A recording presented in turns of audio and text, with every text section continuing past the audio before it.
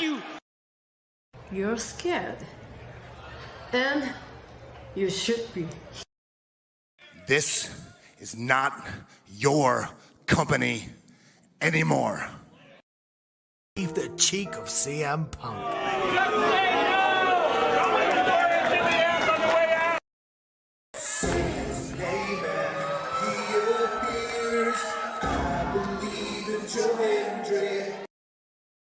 Out! Combo move! This is what they've been doing! Hey, McAfee! Everyone shut the up and sit down! We got a mom in the front row who taught her daughter how to suck dick! I'm Mina Shirakawa. I used to be a model. I want to put on a big show. And that's the bottom line, because Stone Cold said so. What is going on, everybody? Welcome once again to the Saturday Shenanigans, hosted by yours truly, the Renegade J.J. Williams. Hi, guys. Hi, guys. CM Punk drama bullshit to the side. I still consider Heyman the worst AEW champion they've had. First of all, we're going to bring in Walter Cruz. I said that as a joke when, what's his name, did his promo Monday. He said, I'm from a prestige university. I said he majored in Steiner, man. We've got the Heb man, James Hebert, in the house. I do really cool and dumb things on the internet. Right. A lot of shit going on here. A lot of fucking crazy ass shit. Where is Noah JD? Well, say his name and he appears, because we believe in Noah Foster. Fuck is this intro? It is one of those things where as fans we do have these desires for what we want to see, but sometimes you can't always get what you want, and there are reasons you truly don't get what you want. I wouldn't even listen to this in Grand Theft Auto San Andreas. What the fuck is this shit? God, rapid whack. Like I said, never been a greater time to be a wrestling fan than with more companies in a more lucrative spot, in a more comfortable business spot, in a sense with mine it seems than ever.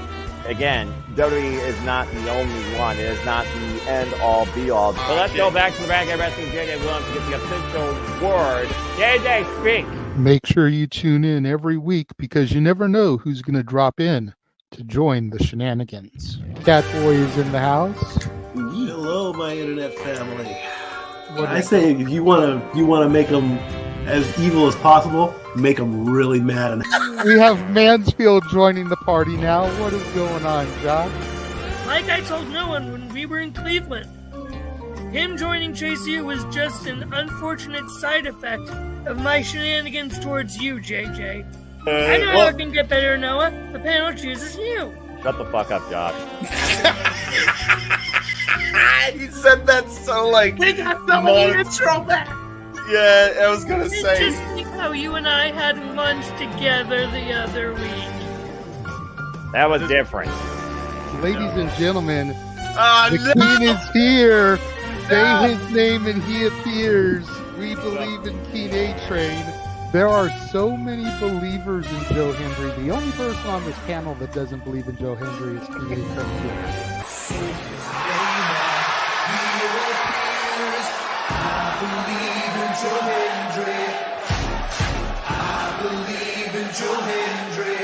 Tell the world why you do not believe in Joe Hendry. The reason I do not believe Joe Hendry is he is Fandango 2.0 in a entrance merchant. I rest my case, Your Honor. Hey! There's nothing wrong with being an entrance merchant. He has some of the best entrances of all time. Teleporting into the command center, all the way from Angel Grove High, Datilla. Oh, yeah. I went to the command center on Thursday. I went to Vasquez Rocks, which is where they filmed a lot of episodes. Somebody actually climbed to the very top of those rocks. I made it halfway. I was like, I'm not going up there. Definitely Toni Storm versus Mariah May. That's the one match I probably am looking forward to the most. I really like the story.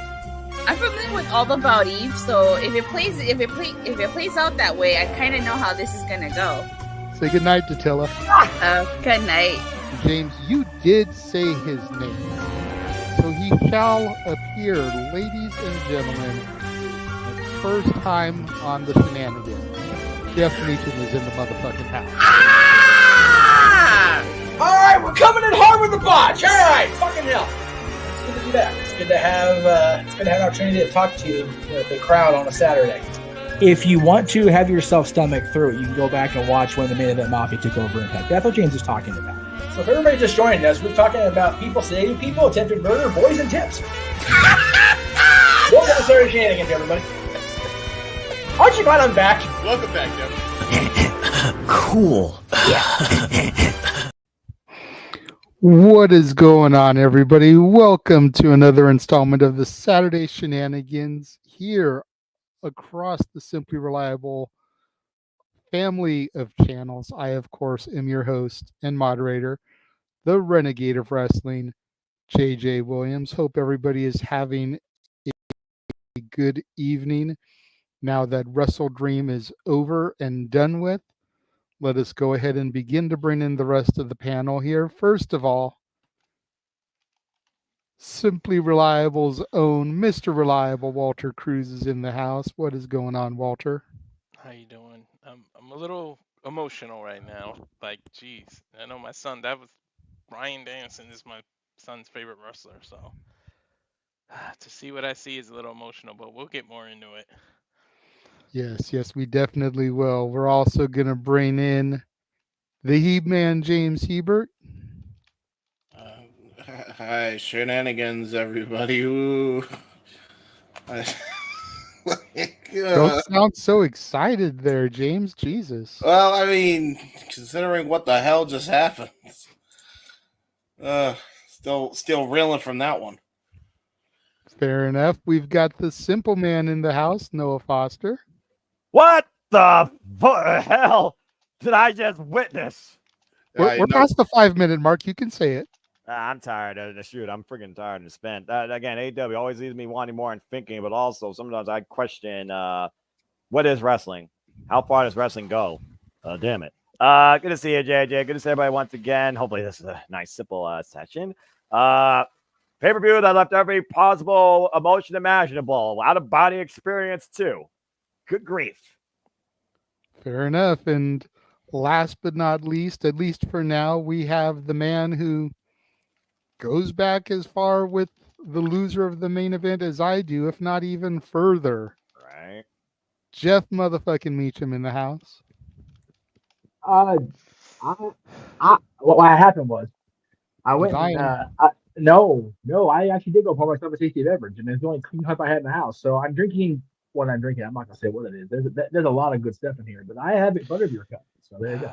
Oh Jesus! I'm gonna change everybody's mood. I'm gonna go get a cup, and you guys are gonna laugh your ass off. My wife gave me this as a joke for my birthday last year. I'm gonna go get that cup. Oh no! Okay. Oh, hey, well, no, Walter, leave your screen on. That we can have the whole picture thing going. That's funnier than shit to look at.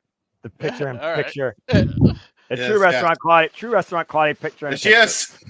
Yes, it's funnier than shit to look at. I don't know why. I'm popping for it for no reason. Little cameo from Walter's mom. Well, that was definitely something that's going to leave me guessing and thinking until Wednesday. My family, my AEW crew might go on front to that shit. Jesus. I'm scared there might be something going on in the scrum, so I have that on just in case. No, I am watching a scrum. Yep. So, well, again, when they did the scrum last time, it was really just the three of them talking, and Tony came out, and that was it. Like there wasn't a whole big giant thing. So, yeah, but I don't know. Renee. All I know is I'm here. I am present for this. I will watch Aaron's recap when we sign off. I will watch the scrum if I'm still awake.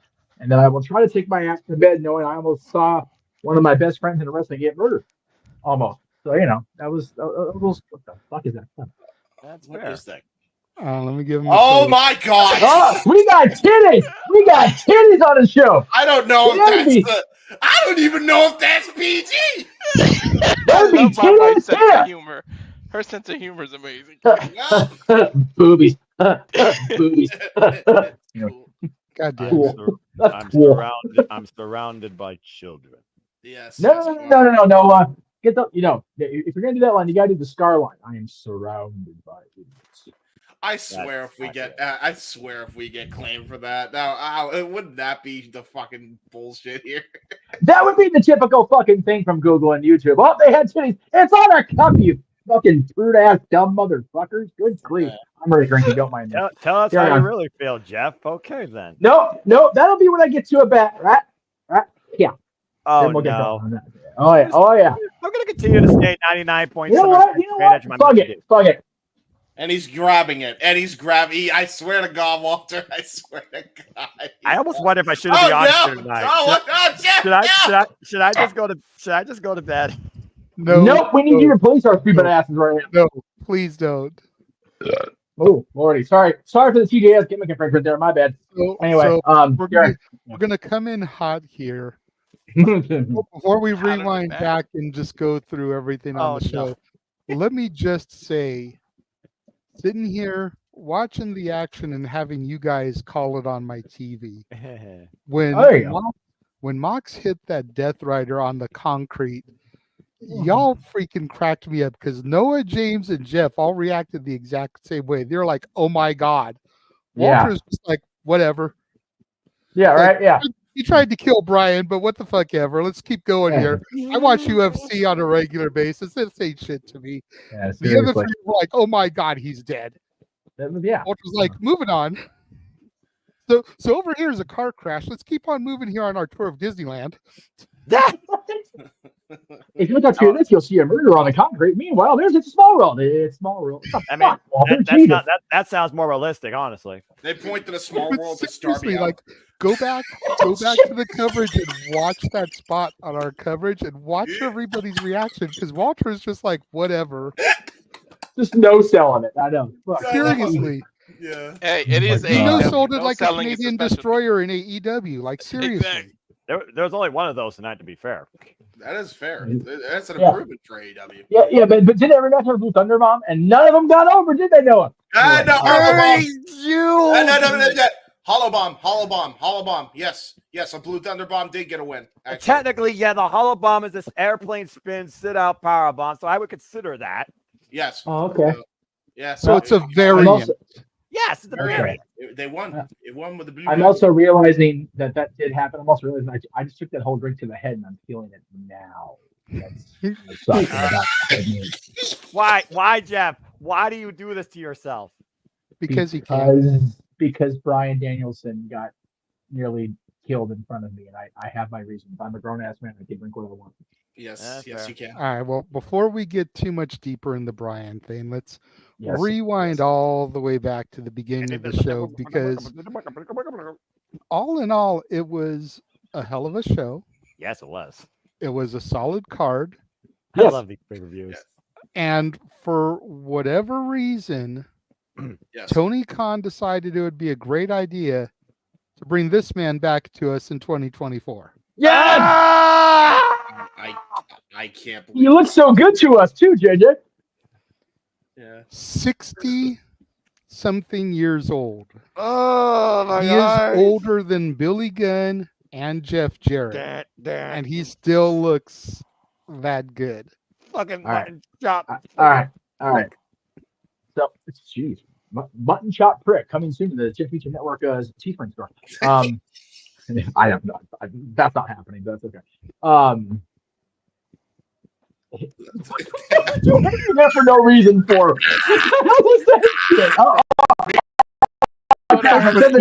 I said the name. Fuck with Noah. That is a giant ass spider. Holy fuck. Okay, hi. Now is it really a spider or is it just because Jeff's been drinking? No, that was the only drink I've had. That was a legitimate fucking giant ass spider crawled over my foot and nearly scared the pee out of me. Well, golly. You see, get the fuck out of my house. Tell your friends. Fuck you. He's getting a promo on a spider. Don't do that while I'm drinking. I'm gonna spit it. Jesus. All right, we opened the night with the Ring of Honor television title.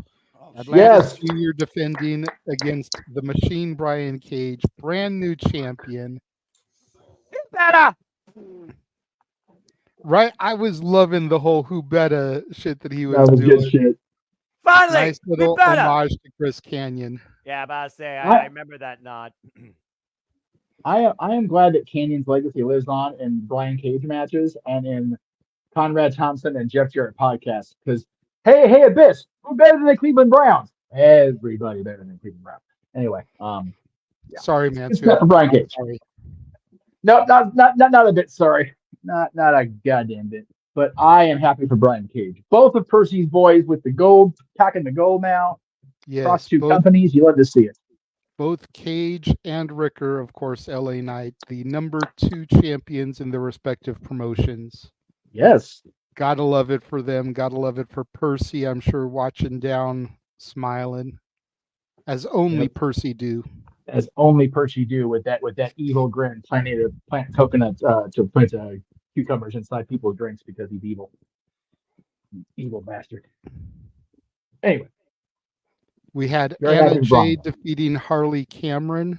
Game match, as you got it with the Gory Bomb again. Anna Jay coming back from the 5-Star Grand Prix, the premier round robin tournament of Stardom.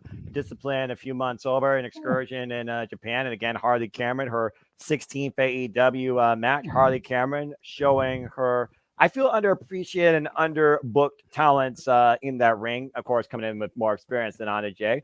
Game women's contest. I enjoyed it. And I liked seeing Harley Cameron out on her own, even though she was more on behalf of Saraya, who's out injured after Jamie Hayter took her head off with Haterade and Willow Nightingale threw her through a death-fried driver in a table. So maybe this means Harley Cameron will be more involved in singles action. And I'm curious if Anna Jay doesn't wait for somebody to fight her. She goes and picks up a fight. Good women's contest. It wasn't... I don't want to downplay it and make it seem like it was bad, but I did scratch my head a little bit as to why this match was added to the 0 hour instead of adding a Mercedes Moné title defense to the main card or something else. You know, it's like we got this kind of thrown in there at the last moment. I think probably because people were complaining that there was only the Mariah Willow match. Mm-hmm. Like, why these two? Why not?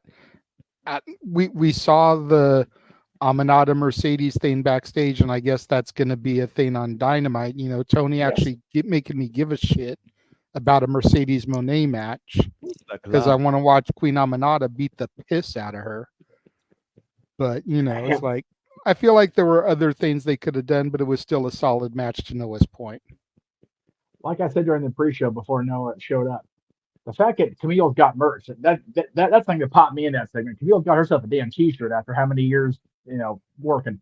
Good for her, man. And I want that shirt because I'm very unapproachable. I don't want to deal with nobody.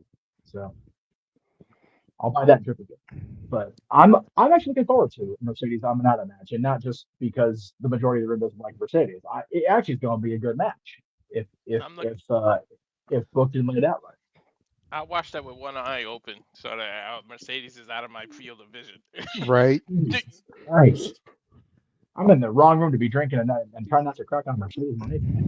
Anyway, yeah, you are in the wrong room for that one. Yeah, sorry, it is what it is. Then we had the Acclaimed with Daddy Ass versus the MXM Collection and Rico Constantino. What the fuck? I just gotta say, dude spun around Joe Hendry style and gave us that grin, and I was like, holy shit. Oh. You know, say what you will about his past gimmick, which is the gimmick he portrayed tonight. And couldn't happen to a nicer dude. Like, I'm so happy to see him back on my television. Yeah. Whether this turns into a permanent thing or it was just a one-off, Rico is one of the coolest dudes you could ever hope to meet. Yep. That's a shoot. I was so happy to see him on my screen. And me and Walter kept going like, dude, where's the model Rick Martel when you need him? Right? If they use him, oh my god. Don't put that out. Don't put that out there in the ether. No, I will put it out there in the ether because the model Rick Martel is cool as fuck too. Yeah, he is. Martel's good people, man. I love me some Rick Martel. Of course. I was not a Rick Martel fan until I met him at that freaking Legends thing up in NorCal. Oh yeah, Freaking had breakfast with him and didn't even realize it was him the morning of the event. Then me and Teresa saw him come out to take his table, and he just kind of gave a look to us, and then the light bulb went off. Like, oh shit. Talked to him at his table and everything, and then when we saw him the following morning for breakfast, because we were staying in the same motel, had conversation, shot the shit with him, cool as hell. He is.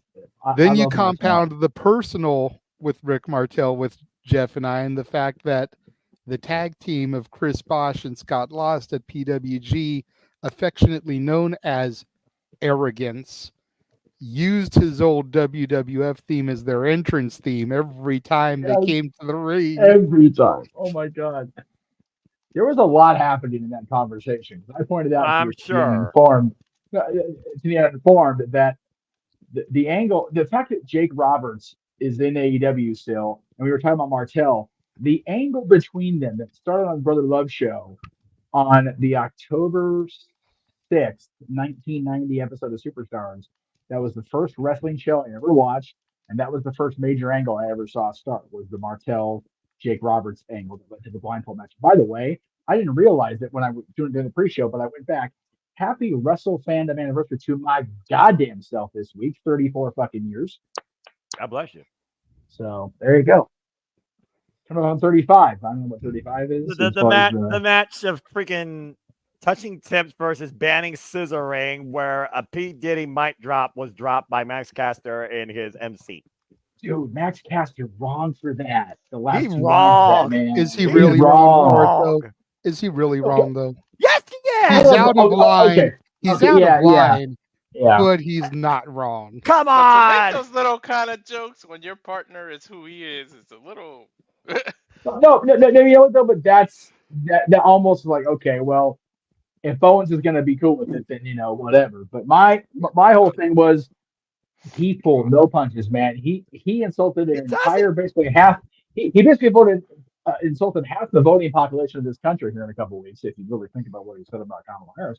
And then the whole PDD, I was like, oh, okay, well, we're just gonna get him canceled on the fucking PPV pre-show. And who says wrestling and politics don't collide with each other? Jesus.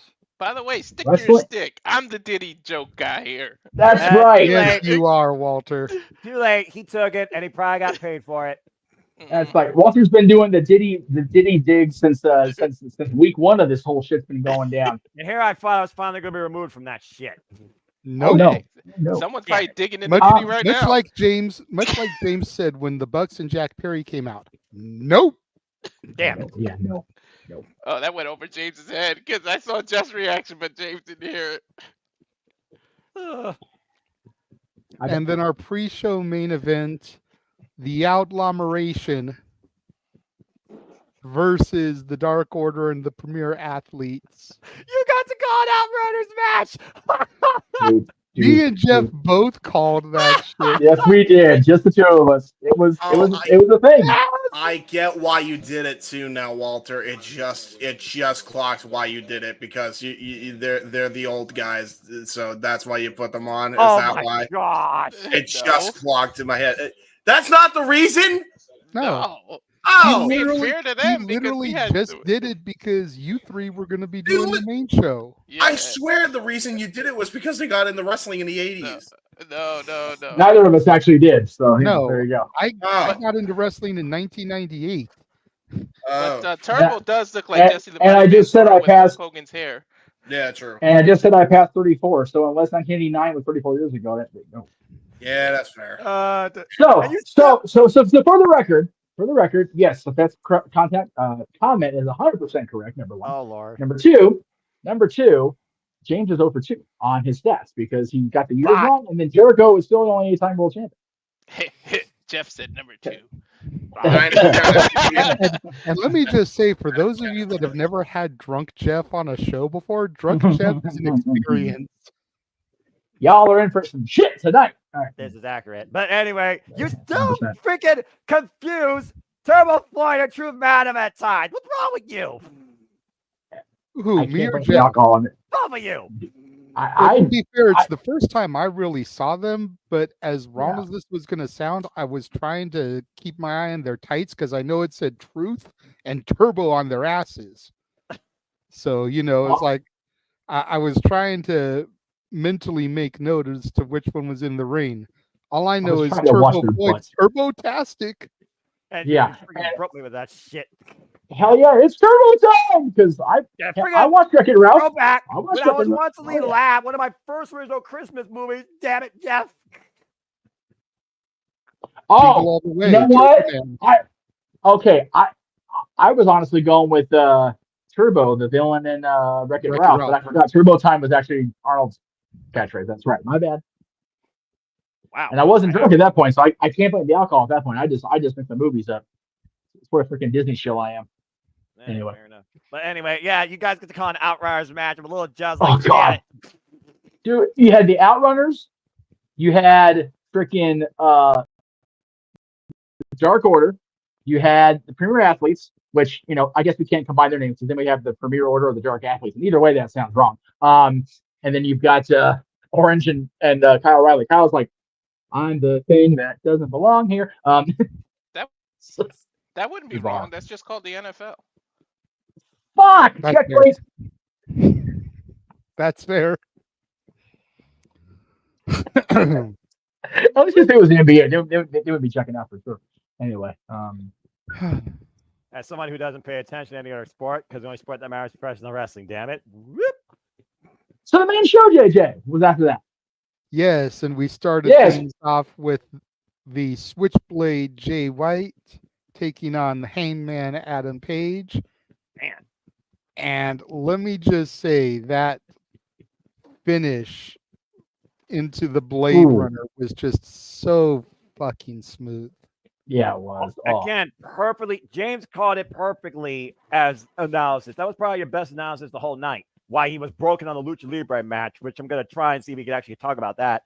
Perfectly planned, calculated, exploited match by Switchblade Jay White, attacking the leg to the point he couldn't get the forward momentum off the slingshot for the buckshot lariat. The moment he hobbled right into Jay White's arms, Blade Runner just like that for the 3 count.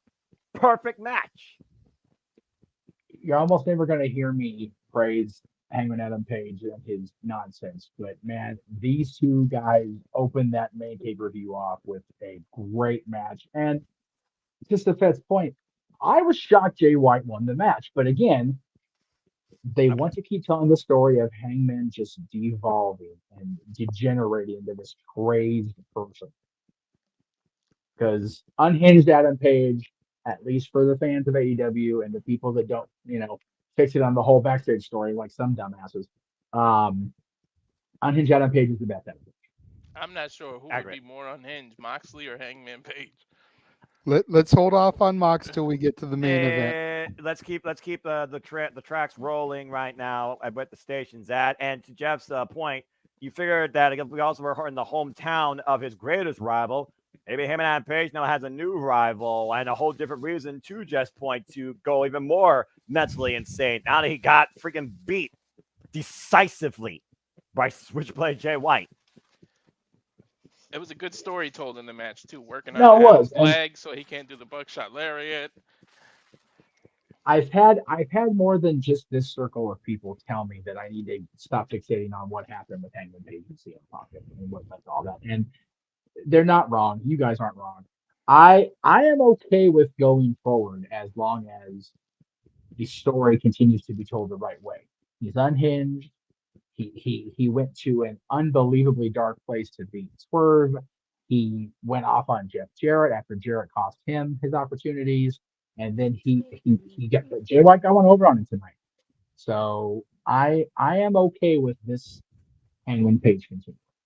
Yeah, I'm not going to say that about his former Elite Tag Team Championship partners, but I will give a little more leniency to Adam Page than I.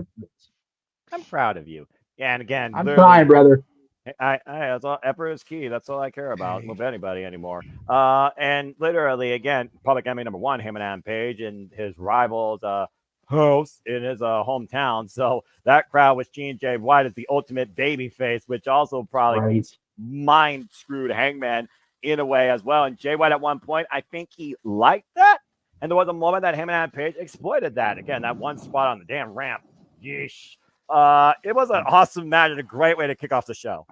What's scary is that if Hangman can get any more unhinged than what he did to Swerve in that cage match, you better look out.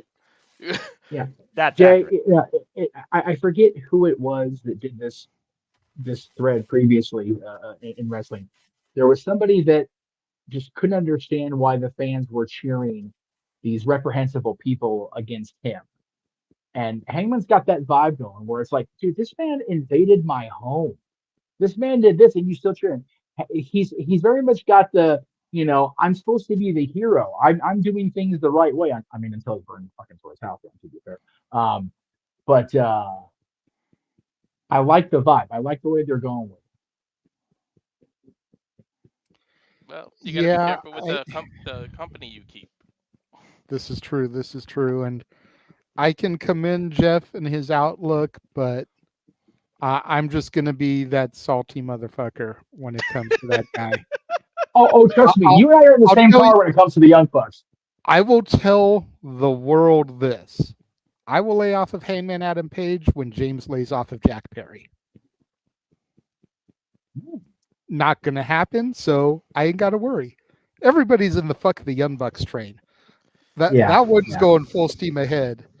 Yeah. But I will get off the Hangman hate when he gets off of the scapegoat hate.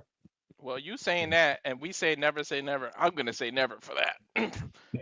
I know never for that. I saw James shake his head no in the box there. He didn't even have to say no. He just nodded his hand. It's like, yep. Because I look at it like this.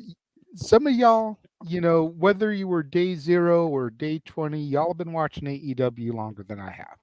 Absolutely. You only get one shot to make a first impression. And the first impression I had of Hangman Adam Page was the Punk shit. Mm-hmm. So that completely turned me off to him.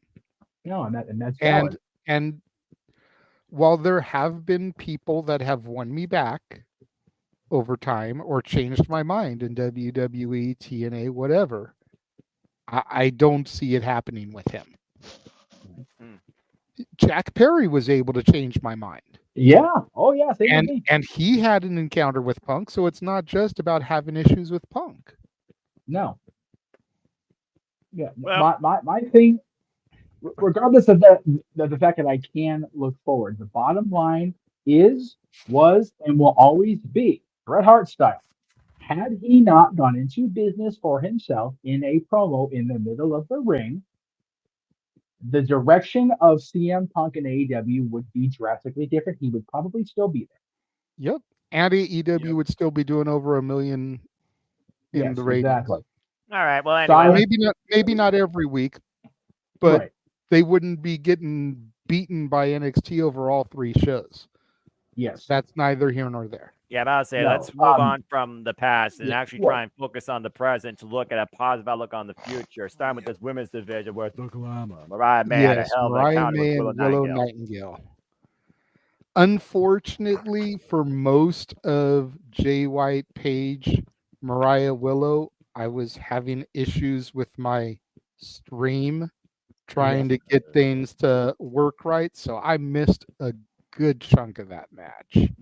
Bummer. And that was one of the matches that I cared the most about. And the Hangman Switchblade match really only stopped botching in time for the finish.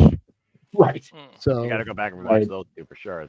I definitely will. Everything after that, my feed was pretty solid and stable on. Maybe a hiccup here, a hiccup there, but not near as bad as those first 2 matches were. Well, I mean, in context, Willow Nightingale, again, it's always one of our all-time favorites. We love seeing her compete. We love her attitude. She smiles no matter what.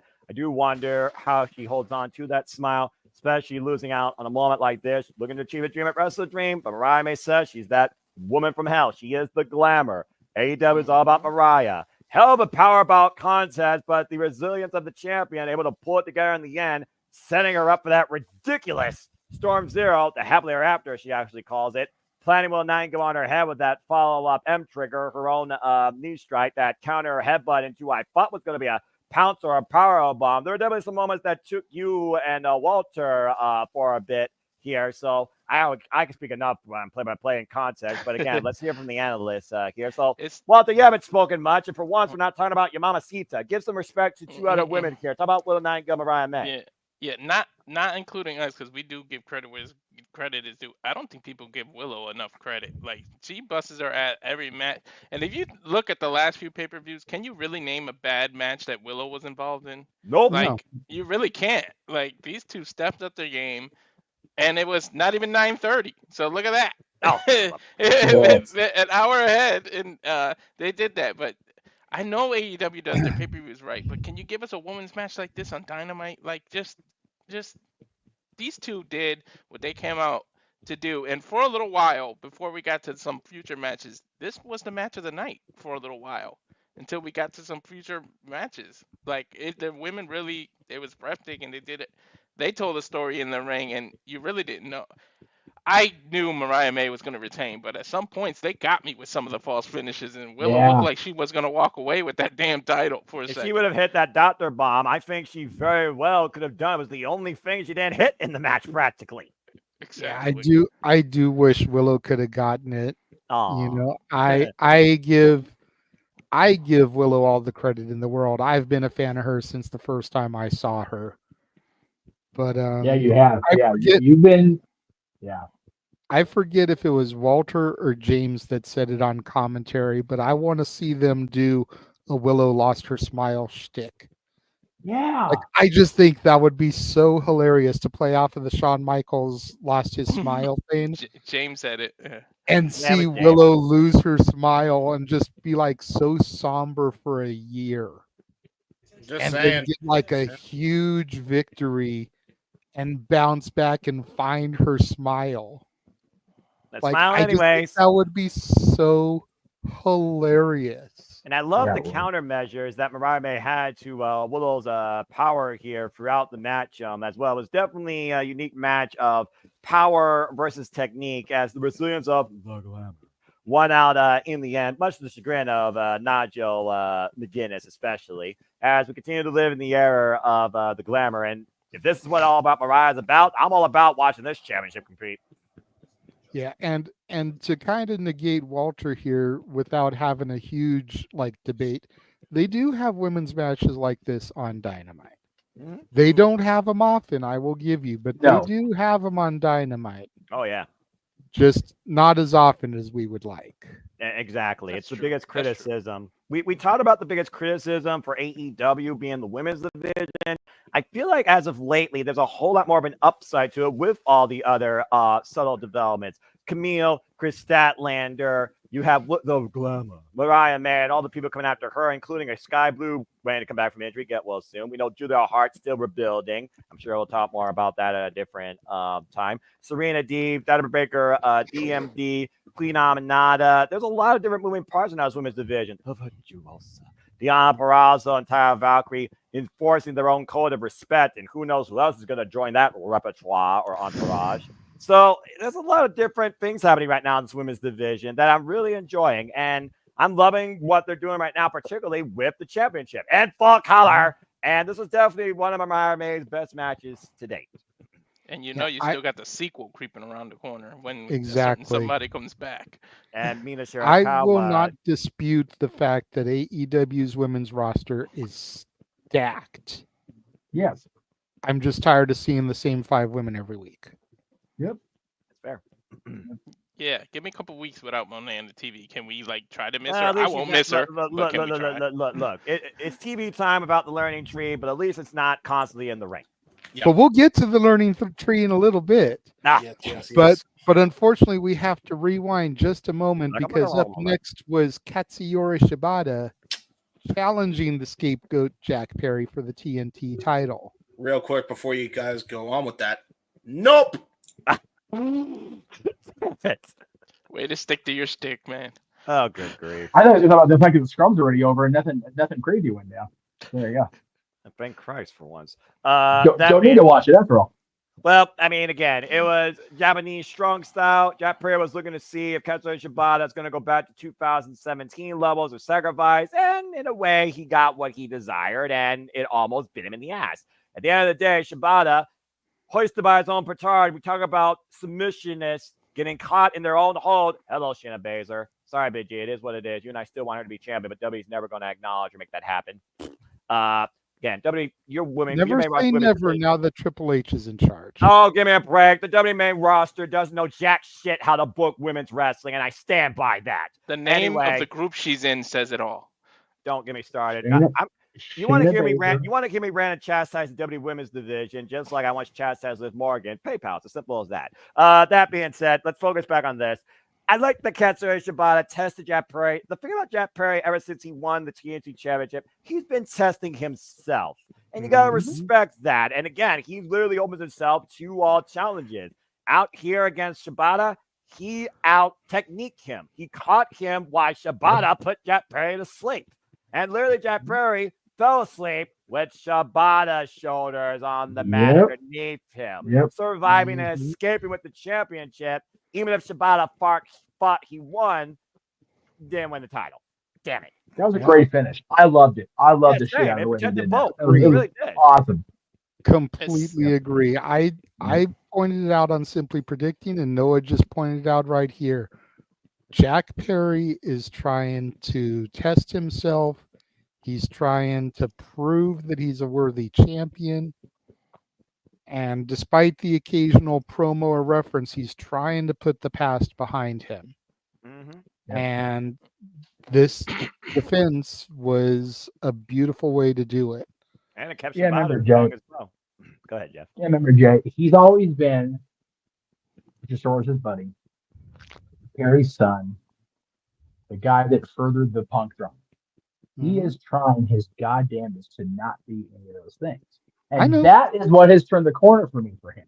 Same. The fact that he's not leaning into the shit like the Bucks and even Kenny did it for a little bit when they first came back. Jack is trying, as you said, there's an occasional side shot, but it's not like directly pointing the gun between the guy's eyes like the rest of them have done. And I whether it's intentional on his part or whether it's motivation from somebody else, whatever is causing Jack to take this direction, I applaud. Same. Yeah. And Noah used the right word, escape, because he escaped He did. Oh, he that did. title by the skin of his teeth. And it wouldn't surprise me if you really want to make Jack Perry think that he asked for the rematch because he wants to prove something to himself. I won by a fluke. I want to beat you 1, 2, 3. And he asked for the rematch himself. Yeah, the TNT Championship, for the most part, other than the hot potato booking at the very beginning, has been a consistent wrestler holding the championship. Miro, And Darby Allin, Cody Rhodes, Scorpio's guy, Sammy Guevara, Brody Lee. Sammy Guevara. Yep. I am okay with Jack Perry trying to prove he belongs in that conversation. As am I. Same. And you knew he took it serious. He didn't even come out with the bus or anything. He just came out with the mask and was ready to go. Yep. Yeah. It's one of those things where, again, Undertaker, Mark Cowley even said himself, perception is reality. The perception of Jack Perry right now, he's out to carve his own way. Pass me damn. Emmanuel, I see your super chat. We will get to that when we get to the main event. But of course, we weren't done just with this match, considering this night was also a night of moments. Here comes some freaking developments and returns, JJ. Continue. So from there, moved into the International Championship. Konosuke Takeshita, the Alpha, and Ricochet challenging Will motherfucking Ospreay. Shall I say it? Please do. I'm back. Ladies and gentlemen, if you don't know by now, when I truly say this, I mean it with all my heart. I'm sweating through this blazer after calling that match first off. Because that, James summed it up in 2 words perfectly, workhorse. But I don't rate, but there's a certain level of passion that's pulled out of me when professional wrestling truly hits me in that special place. This did it. That was professional wrestling! Damn it! Okay, continue. Well, he got hit in the special place. There we go. Just like Diddy. And if you would like to hear Noah do something that's very not professional wrestling, super chat, and he'll sing Billy and Chuck's old theme song. Shut it, JJ. No, I'm not. That's what she said at the beginning of the show. Yeah, right. Like It's okay to sing because Diddy's hitting the high notes right now. Super chat $25 or $25 for that shit. Nuh-uh. Anyway. Like I said, that's a horror song. Emmanuel, let Arlene know. Shut it, JJ. Emmanuel, let Arlene know. $25. That ain't gonna happen. No, it's not gonna happen. Anyway, computer, text Arlene. Shut it up. Shut up, Computer, Hispanic Heritage. King A-Train. We're not even on. No, King is asleep. King's probably asleep. But we're not even on Hispanic Heritage Month. So hey, Alexa, donate $25. Stop it. Anyway, also, not to. But the international championship match. Yes. For everything that I heard, I didn't get to watch this one because I was doing dishes. But this was everything we knew it would be. God damn right. Lord forgive me. I'm just surprised at the victor. I didn't think it would be Takeshi. Yeah. I didn't. But man. Happy for him though. I'm happy sorry, for Noah. I know you've got the numbers in front of you. How many people actually picked Takeshita? Nobody. Probably nobody. Good question. Let me probably like 5%. Noah, the hell of a ventriloquist. He should call Jeff Dunham. A part of me wanted to because I just figured something crazy was going to happen. I was this close to changing it from Ricochet to Konosuke because it was Stuart B. I feel like Konosuke, you can't keep stutter stepping him, but you also can't hurt Ricochet this early in his AEW career. Or something had to give for Will Ospreay. We pointed out 2 or 3 different narratives for Pete's sake between you and King on predicting for Will Ospreay. It looks like one of those came to fucking fruition. Yeah. The fact that it was a triple threat, that's what almost made me pick him. I was like, damn, it's a triple threat. This might be how they get it. And it was that's what conflicted me. And the fact that they used Kyle Fletcher the way they did, that was great storytelling. See, and I flipped it. I said that Ricochet was going to get it by pinning Takeshita. That way Ospreay doesn't eat an L. And then you set up multiple storylines because Ospreay gets his rematch. Ricochet never beat him. You've still got Takeshita in the mix. You can do Takeshita Ospreay. You can do Takeshita Ricochet. You can go back to Takeshita Okada, which seems like it's being teased. Like, there's so much shit that she could have done and still can do, if we're being honest, just because, Takeshita has the title doesn't mean you can't run some of that. I like whoever's idea it was on the commentary to have Takeshita versus Okada and then just unify the titles to have an intercontinental title. Global championship. Yeah. I just wonder if maybe, I know there's more than one intercontinental title out there. It's not just a WWE thing, but I'm wondering if maybe that's why Tony doesn't want to do it, is because WWE has an intercontinental title. Well, there's respect from Tony for the New Japan brand, and the Intercontinental Championship was a major factor in New Japan, but it's no longer in play. It was unified with the Heavyweight Championship to become the World Heavyweight Championship. So out of the using that, go ahead, Jeff. Using that title wouldn't be, at least they could frame it as, you know what? I'm all for not all of it. Most people getting a second chance in a lot of things, and I'll get to why when we do our polls. I don't think, JJ, you made a good point. I don't think Tony used it because of the deep-rooted history of the use of the word by WWE. I mean, God, 45 years. We had a dad's episode about the 4th anniversary of the Intercontinental Championship, but I don't know if Tony would be opposed to it because of the history of the New Japan Intercontinental Championship and all. God, one of Jericho's focuses was winning that Intercontinental title in New Japan. He did. He's one of the only 2 people to hold both. And Shinsuke Nakamura. And I hear you with that. I hear you with that. And I know Tony books for the sickos. He caters to the smarts and the Meltzers of the world. I resent that. Resent it all you want, bruv, but it's the facts. Tony said it himself. If you asked most wrestling fans, what company has the Intercontinental Championship? They're going to say Yeah. WWE, not New Japan. Valid, and that's valid. I don't disagree with it. It but wasn't until the last 5 years that I even learned that New Japan had an Intercontinental title. And they no longer have one now. Yeah. Right, like I said, they no, and I'm only okay with them doing that because they had elevated the Intercontinental title to the point that it was very much like RVD and Mike Awesome. They were both equally the top champion in ECW. They needed to do away with either Rob being the television champion or just unifying. They ended up not doing the unification until a year later when the company was not business, but whatever.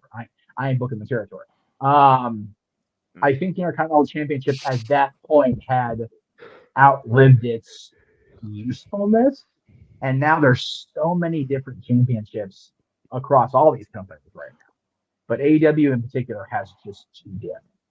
And I think that unifying it, even if you want to call it we need to unify the titles to get these goddamn belts consolidated championship. Call it that, Tony. Whatever. But I just say call it the Global Championship, but that's a whole different conversation. I say just leave it as the Continental title. Yeah. And I'm more pushing for it to just because it'll be Okada versus Takeshita. That's what I want. I don't give a shit what belt's in there. Just give me.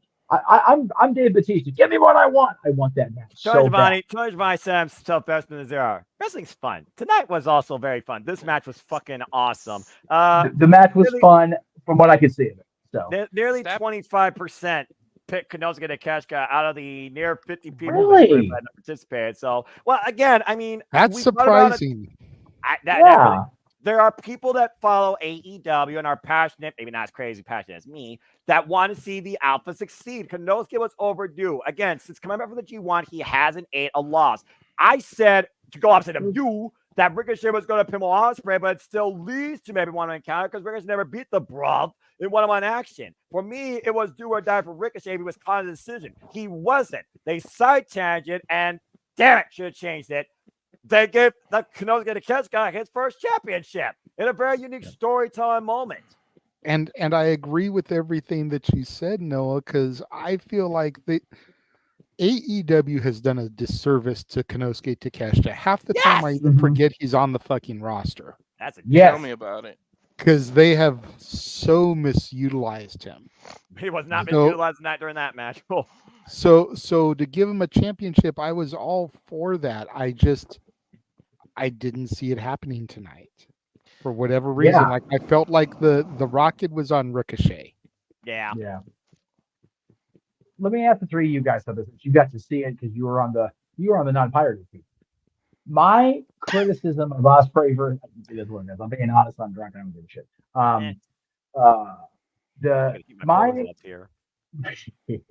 My issue with the Ospreay Ricochet match on television was it looked too much like a choreographed number rather than a wrestling match. At least for me.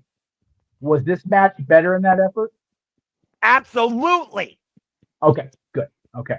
It was, but they still did a couple of those things when it started off like that because they're both going to try and outmaneuver each other. But as soon as Konosuke came in, it was like, okay, we got to get rid of this guy. And Konosuke, at one point, he wrecked shot with world-class elbow strikes that made James lose his damn mind before the Lucha match. And at one point, I couldn't keep up with the damn match because I was blown away by the freaking jaws that were jacked. Okay, good. Konosuke made this much more wrestling match, but when he was taken out at times, Ospreay and Ricochet, they threw down to try and keep up with one another and literally trying to use their own moves for counters. What I love is the indication of the future because much like WWE with the Ulafala and the bracelet, the screwdriver is going to become something that Kyle Fletcher and Will Ospreay are going to fight because, he's morally didn't want to use the screwdriver in about 2 or 3 matches already. He's going to finally pull his screwdriver out and hit Kyle Fletcher over the head with it. It's going to get the biggest pop of whatever night they do that. That or Don Callis. Mm-hmm. It'll be like the Tiger Driver. How he didn't use it and he didn't use it and he didn't use it after the Danielson thing. Then when he finally broke it out again, the pop it got. When he finally uses that screwdriver, it's going to be such a moment. Yeah. Speaking of the Tiger Driver, that was a moment when Kyle Fletcher hit Will Ospreay with that. That was like a whole "you son of a bitch." Like everybody did that. I thought he was just going for his usual two-stone pile driver. You're right. He hoisted him in the pile driver position and turned it into a Tiger Driver. Yeah. It's just Walter's crazy. hand disappearing not on screen and the green screen is just fucking with me. I'm so late. Like, what the hell's going on over there? You're probably seeing all sorts of shit right now. How do I Dude. Well, speaking of seeing shit and fucking with people, we then went to our Power Rangers contest as the Beast Mortos lost to Hologram 2-1. James, talk about your experiences with Hologram this week. Well, I was the only one calling the damn match practically because this man couldn't make a call for his life.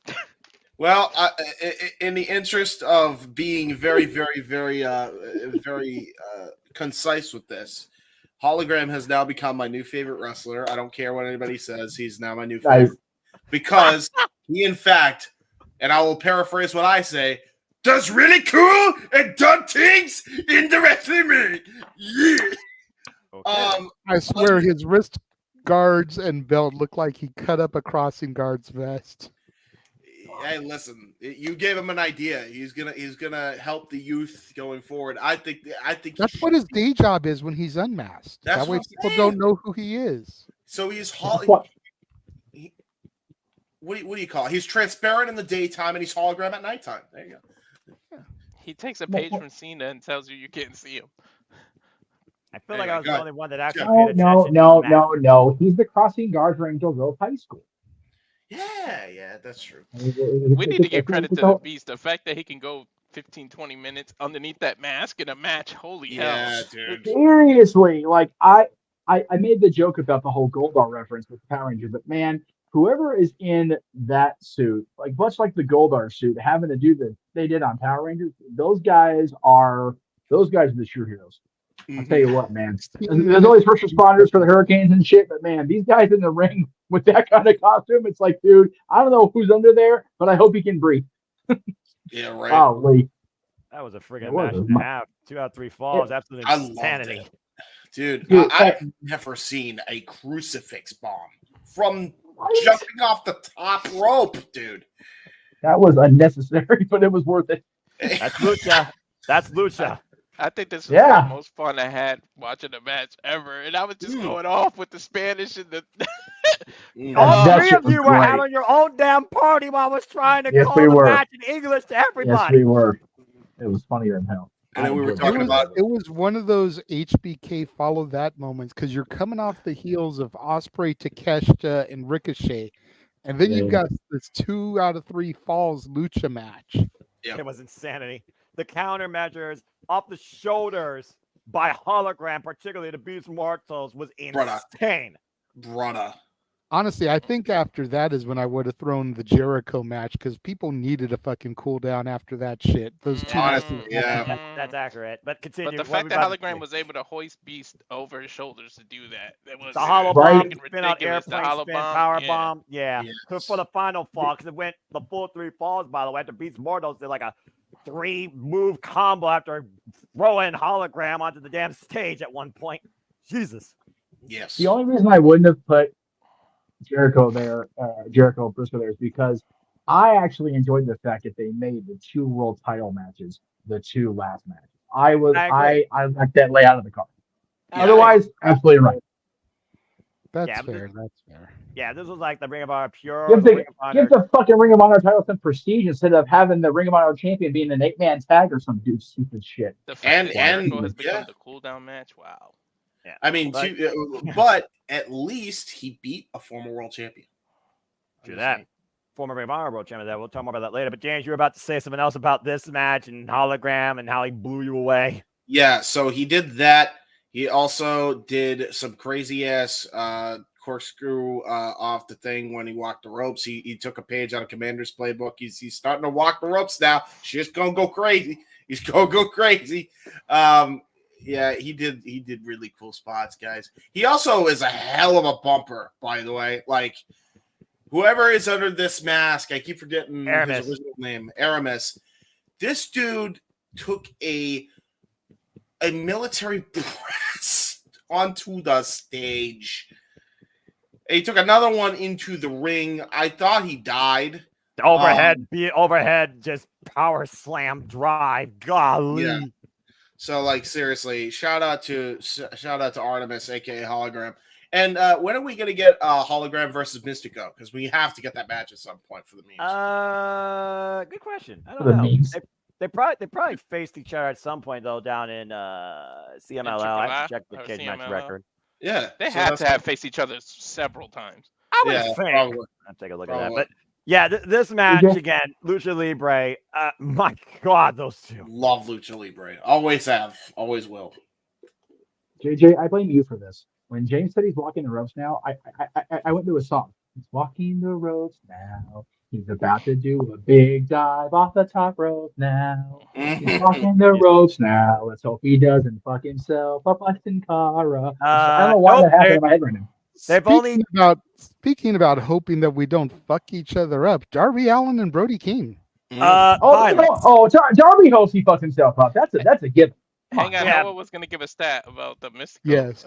About 6. You all asked. The only time that Mystico and Hologram ever engaged one another was as a tag team one time in August on Collision, and they won together.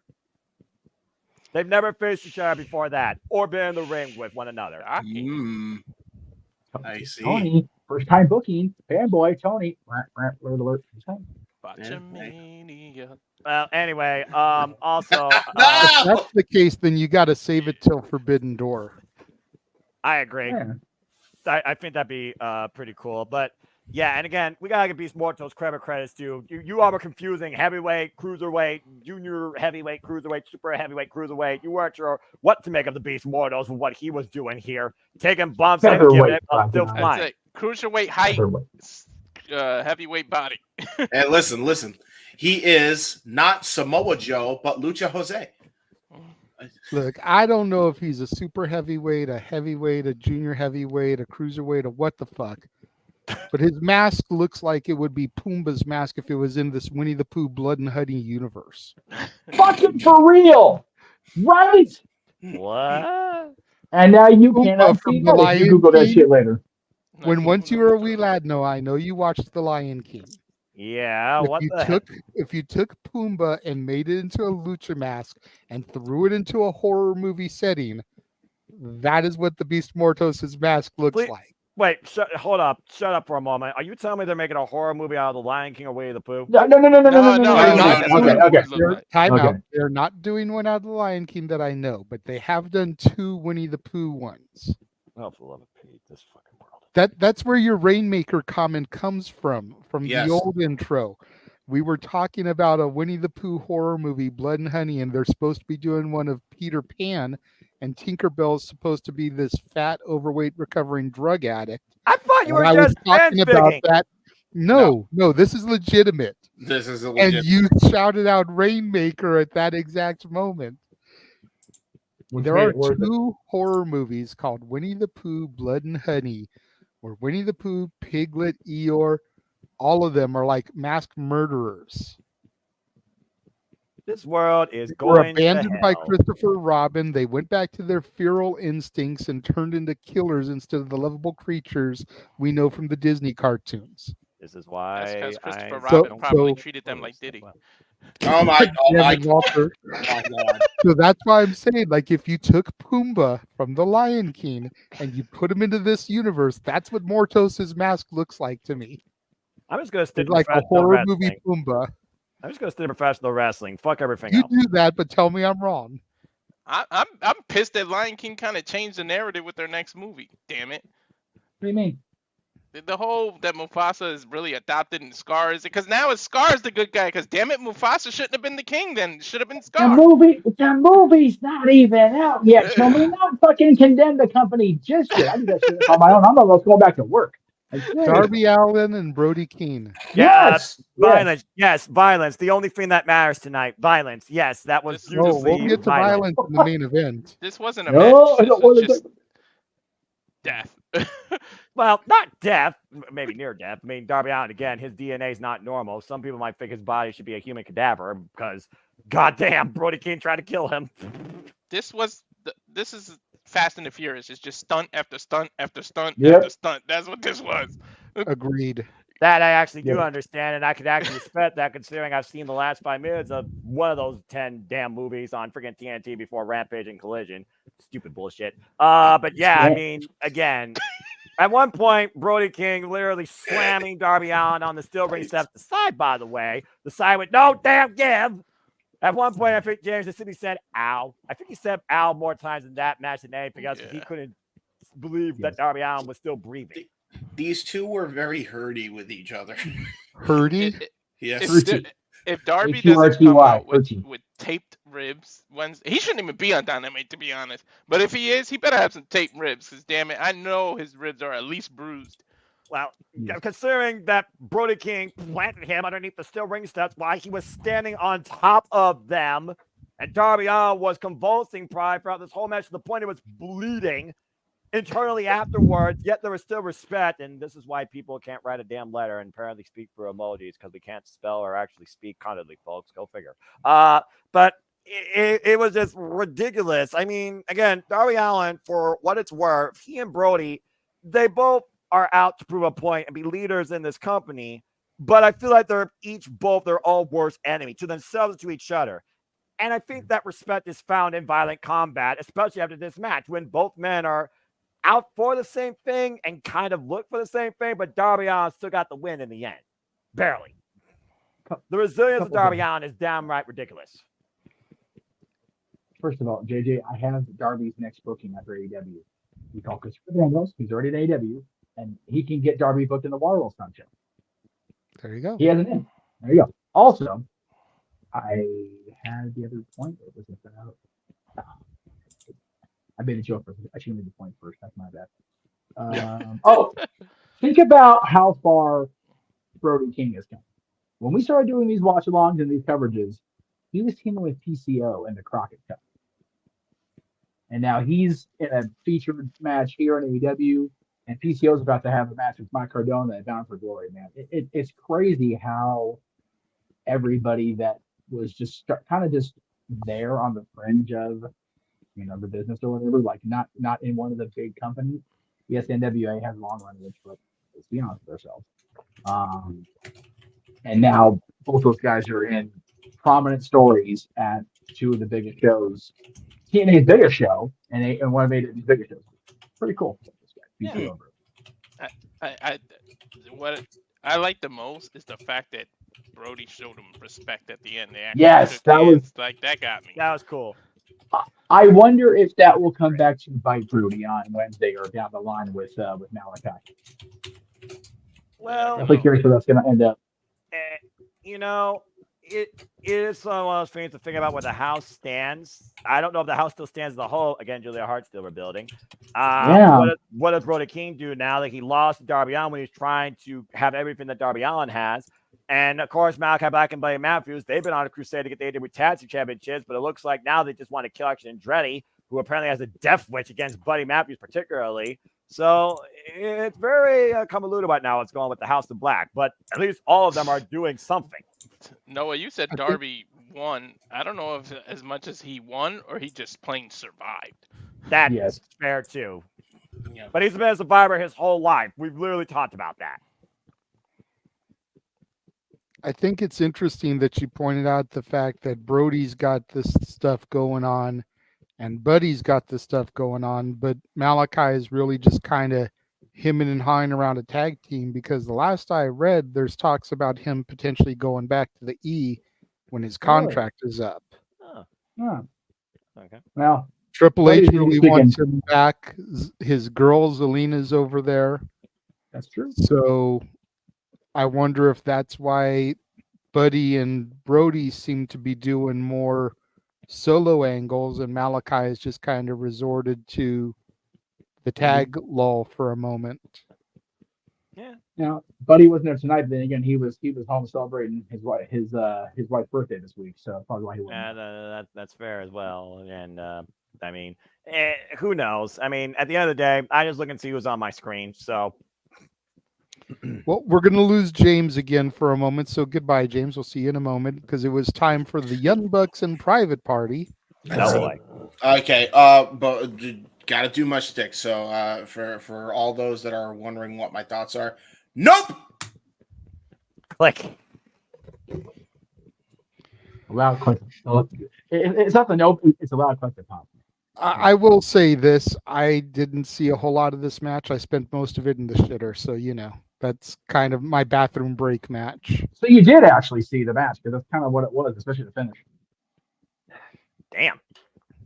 I'm sorry. They do this big package for Private Party. They make us believe, and then the Bucks just win, and there's no like real shenanigans about it. They just win. Like fuck. Like,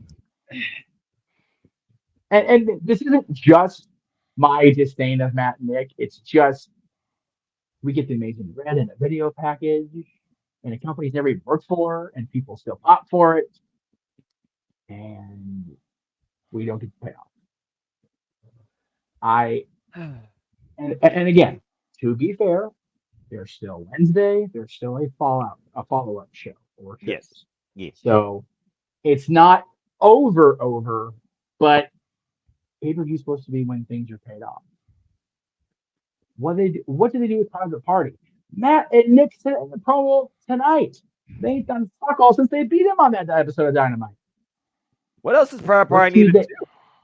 What can they do now? Team up with Uh, some other jabroni and go after the trios titles? Go after the Ring of Honor tag titles, which clearly don't mean a whole lot of dog shit because who the other Ring of Honor shit is it still Dustin and Sammy? Even though Sammy's hurt again. Yeah, yes, Okay, it yeah. is. And yes, he is. Damn it. This literally broke my heart, the fact that they didn't win. I was so holding good. out, even though I knew, Yeah. even though it just seemed like program, I was holding out so damn hard after that Amazing Red package that this was their moment. This was their night. Yeah. The fact that Top Flight was out there, the team that probably pinned in that triple threat that I saw live, the fact that Struggling Halfway was there that wanted to give manager services like, hey, I might regret that. I guess they did. And it was just right there. But I still feel like, again, it was the best match Private Party could have given us. And I think the Young Bucks gave them the best match they could on the previous stage because it's the first time that those Young Bucks didn't cheat to win. They pinned them clean as a sheet in the middle of the ring. It was a clean tag team championship wrestling match. You can't ask for more than that besides a freaking title change. And Private Party came that damn close. To the point But where there I was thought they one were going to moment. break up at the end. Yeah, and that's what I was figuring out. There was one key moment there where it looked like just fatigue set in, and that was their downfall more than anything. When you saw Brothers Isaiah Cassidy, that adrenaline rush, beating down the Young Bucks. As soon as it gave out, what happened? Whoa. He grabbed his neck. I thought, like, literally, he may have pulled something again, or he hurt himself, but he was already going to hurt her. Who am I kidding? And the Young Bucks exploited that, why Mark Quan was incapacitated after they took him out. And Mark Quan came and counted him. It was Isaiah Cassidy that took the fall, took most of the punishment, and I think had more drive versus the entire team to win here tonight. He felt like this was their moment. He came that damn close. It just wasn't meant to be. I'm just glad, at least for the time being, it doesn't look like this team's breaking up, and I don't need to see that shit with legitimate tag teams that should stay at Fame, but I do wonder where Private Party goes from here. JJ. Damn it. I'm going to say this. Go for it. And I'm going to shoot straight from the hip here. Go for and I it. apologize if I piss some people off. Yeah, speak your mind. But Private Party didn't win because they're not on the Young Bucks level. That's why they didn't have to cheat to win. The ship sailed on Private Party well over a year ago. Okay. I understand they've been having a resurgence here lately, but their time to be tag champions is long gone. Mm-hmm. Their time to be tag champs goes back to about when the Acclaimed won them the first time. Yeah. Yep. That's when Private Party should have been champions, is in that same time frame, that same era. I said it on Simply Predicting. I said it when me and Jeff were doing the call. I will say it again right now.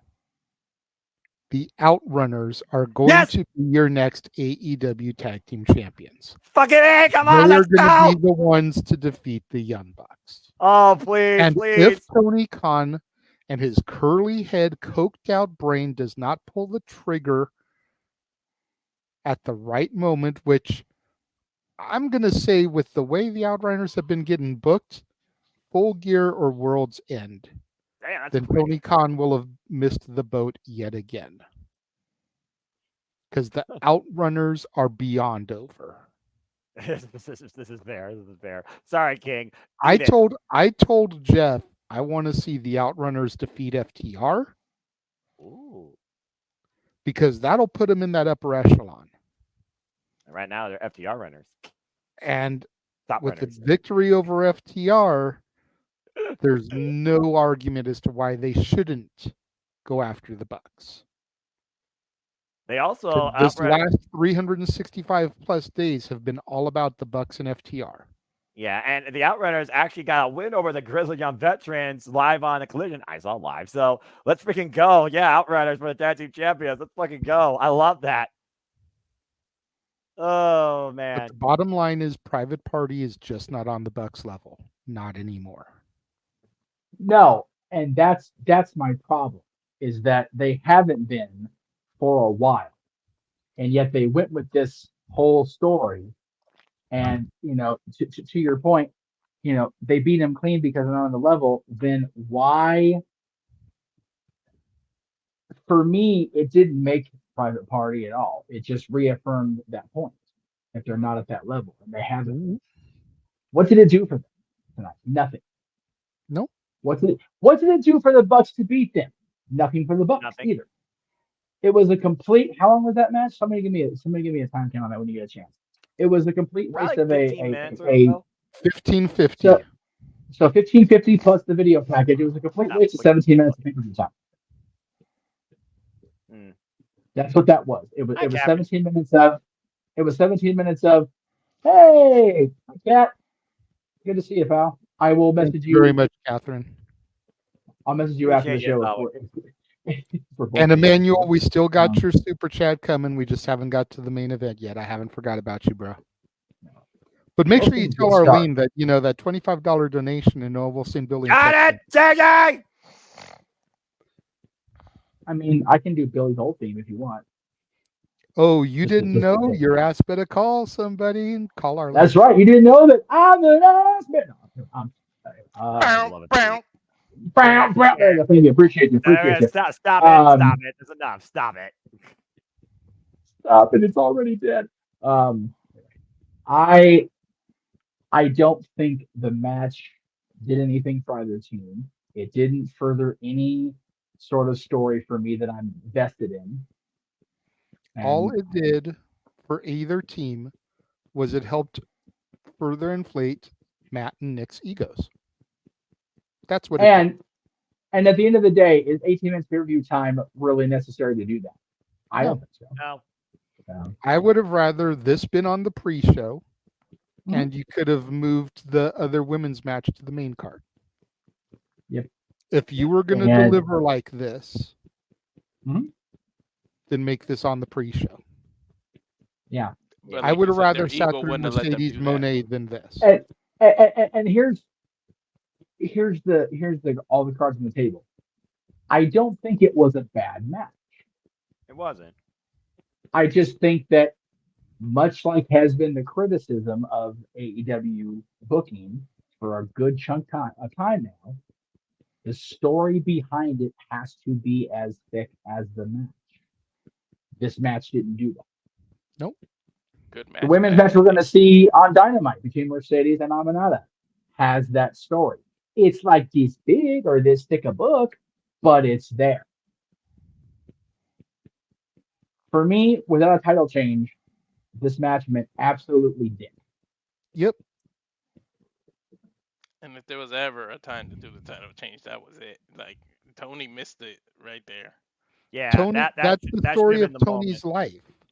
Tony always misses the mark, and that's why I always go back to the Acclaimed. They had the opportunity to win the titles at that pay-per-view, and Tony didn't pull the trigger. And then when he did move the belts a couple weeks later, I think it was at Grand Slam that year, the crowd was still into it, but not near as hot for it as they were at the pay-per-view where they were let down. Exactly. Yep. Yep. I swear, if I was Tony, I would have on the headset. I would have told the ref, tell them to change the finish, flip it. I would have changed it on the fly.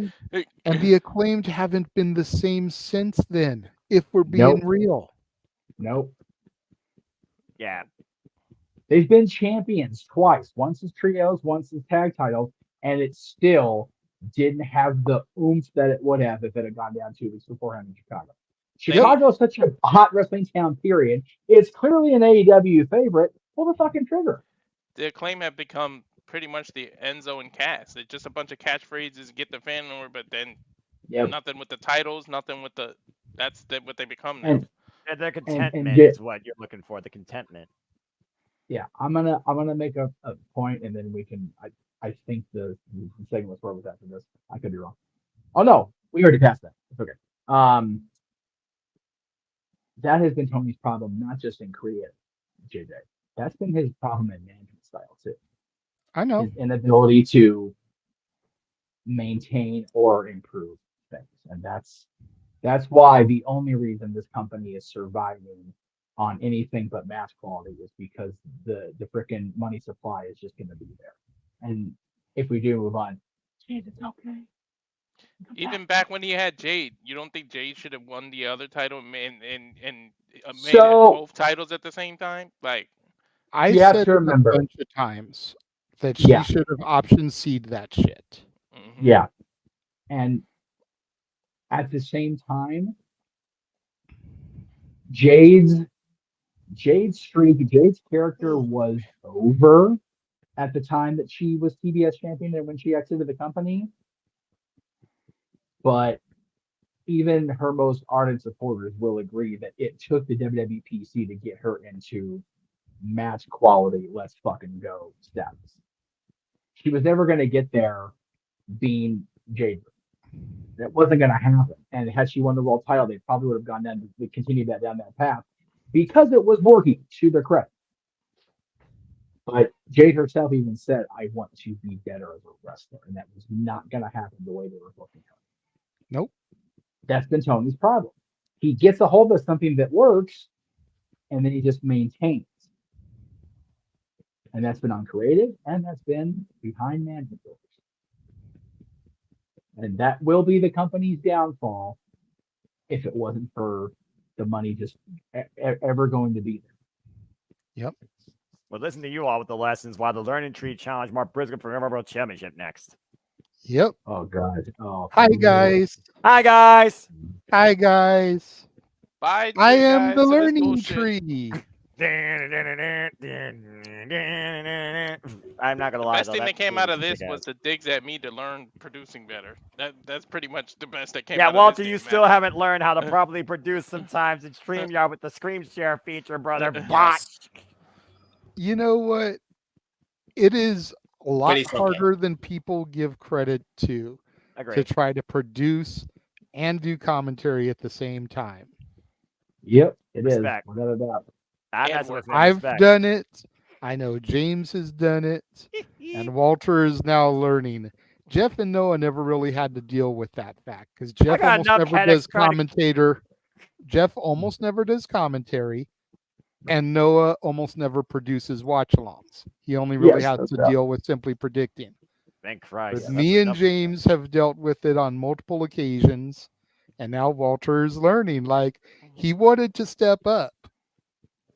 And he's learning some of the downfalls of being the guy to step up. I'm just glad I But don't have to do that. kudos to him for doing it.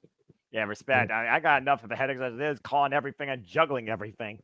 But I said it on Simply Predicting. I will repeat myself here to the people that weren't on the show and heard me. Big Bill is as over as Will Ospreay. No, he is. You It is listen accurate. to It's those accurate. pops when he comes out, and he is as over as Ospreay. I'm not saying he's as good of a wrestler, competitor, puts on as good matches. Don't misunderstand me. Crowd reaction is on par. Yep. Yeah, which is ridiculous. But it's crazy. true. Ridiculous. It's to the point where they asked, well, who do you take the ROC's title? I said, well, give it to Big Bill at this point. Don't let Jericho win it. Give it to him. At least Jericho didn't win. It's okay. What And better Jericho, way to show that the learning tree has worked than for Big Bill to become Ring of Honor champion?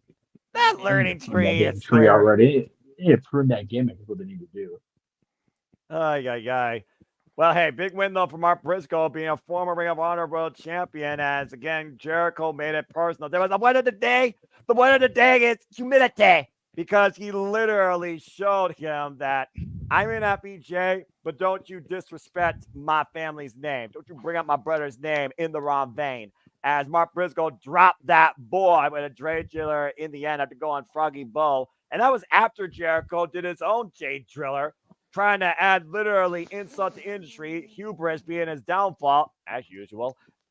It was an interesting match, but I'm glad that Mark Briscoe won in the end. And hopefully Chris Jericho learned a lesson in respect. The shit Briscoe kicked out of, wow. Right? Briscoe ain't right, and I love it.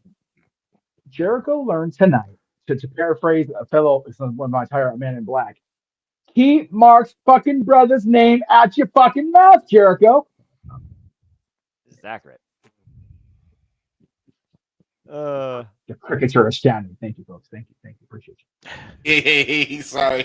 I was playing a game. Oh shit! Oh shit! Actually, just having a main event.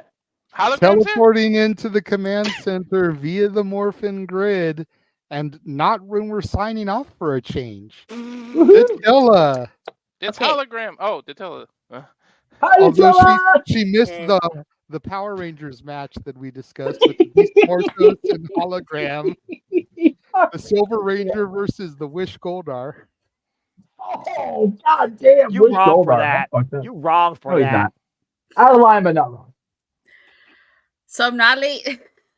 No, not completely. We're still going through our thoughts on Wrestledream. We were about to get into the main event, and then we were going to open it up to the chat for any other questions or whatever, super chat topics. Okay. Pretty much was going to be a chill night tonight. So did we totally bypass the returns? My camera, my webcam broke, so I'm like on my laptop camera right now. So it looks so terrible. You're fine. No, I'm so excited I get to finally meet you. I'll see you in Detroit. See you in Detroit. Oh, you're actually going down for glory? Yes, he is. Fuck and we'll yeah, be dude. seeing a little piece of Detroit on SmackDown next week when the Machine Guns make their debut. Huh? Why say Machine Yeah. Guns? They showed the vignette on SmackDown this week. Yes. And it was announced that a tag will be making their debut. They just didn't say who. No, but if you watched closely, you could see the spray paint MCMG. MG. I need to go back and watch SmackDown again. Clearly, I missed that. Clearly. Like the whole vignette showed Detroit sightings. There was even a street sign for 8 Mile. Like, who else would it be? Seriously. Yeah. Is that what that coming soon thing's been in the last couple weeks? Huh? Is that what that coming soon thing's been in the last couple weeks? That's exactly what that's been. God. I'm so Kevin Nash and his no idea. quads. You're gonna debut against Los Garza. That's what Stick your arm out. Good for them, man. They're gonna debut against Los Garza. That'd be interesting. Dude, so happy for Chris and Alex. That's fucking awesome. Anyway, No, she's trying to bump. She's trying to fist bump. I know. No, I've been going like this for the last 5 minutes. I'm multitasking. All right, there you go. Plus, I'm farther out than you. All right. Gonna get a little NOLA in Detroit. Little. You guys are gonna have to do the whole entrance video together. No. Yes, do it. Do it. All right. Okay. Hang on. Do it. Hold on. Time out. No. This isn't Saved by the Bell. I don't give a fuck. With karaoke next week. Oh, fuck. Yes. If somehow I end up with that amount of money, because I don't think I'm going to, but if I do, and I get the money to go see Joe Hendry, I will point out to him that NOLA is going to Bound for Glory, and I will do everything in my power to make sure that he recognizes that. Well, I'll probably be there too. So. Well, yeah, but I don't have $100 myself right now. We had this discussion, you and I, in private. So, Are you guys sitting anywhere near each other?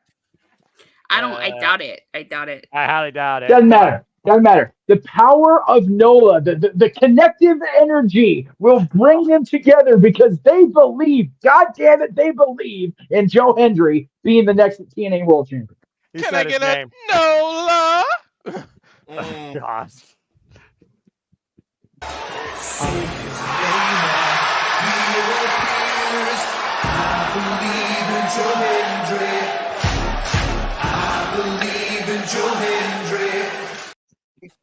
Do you believe? I believe. I have damn his it. shirt. I It also believe. finally came. I have his shirt. Yay! Yes, you Val do. He wore it for the NXT watch along, I think it was. Yes. Again, with the money I have saved, and I'm probably not going to Disneyland now, I am going to do my best to make it out there next Sunday, which is why I wanted the Shenanigans of the karaoke to be next Saturday, so they can get that money bumped, a little bit higher. Yes. So. Fair enough. Fair enough. I do want to meet Joe in person. I got a cameo from him. Greg got a cameo from him. So it's like, okay, Joe, got to meet him in person. He's gonna be right there. I might as well. And plus, the name of the store is Pop James Like a Mucker Fudge, so we gotta make sure we go. Yes. Jimmy World Jimmy, Order. he's losing his mind. Do you believe in the mighty Jimmy? Do you believe in Holly Devil? See, if I were to go, I'd have to find my little Jimmy airbrush shirt. Fuck, dude, Jimmy, they would pop for that hardcore for real. They would lose their mind if he found that shit. With no more Jimmys, no more Joes, now we have to talk about a dragon and a Mox. The final encounter on the final countdown. The Bryan countdown Danielson. has finally reached 0. John Moxley. I'm gonna look at my drink. Go ahead and start. He's refilling his drink. Oh no, Jeff! Oh, yeah, I am. It's worse. This is dangerous in more ways than one. not. And yes, No, I'm it's aware. I'm aware Lord of both. Walter, we have bypassed the returns, but I figured we'd get there afterwards. I wanted to just get through the card.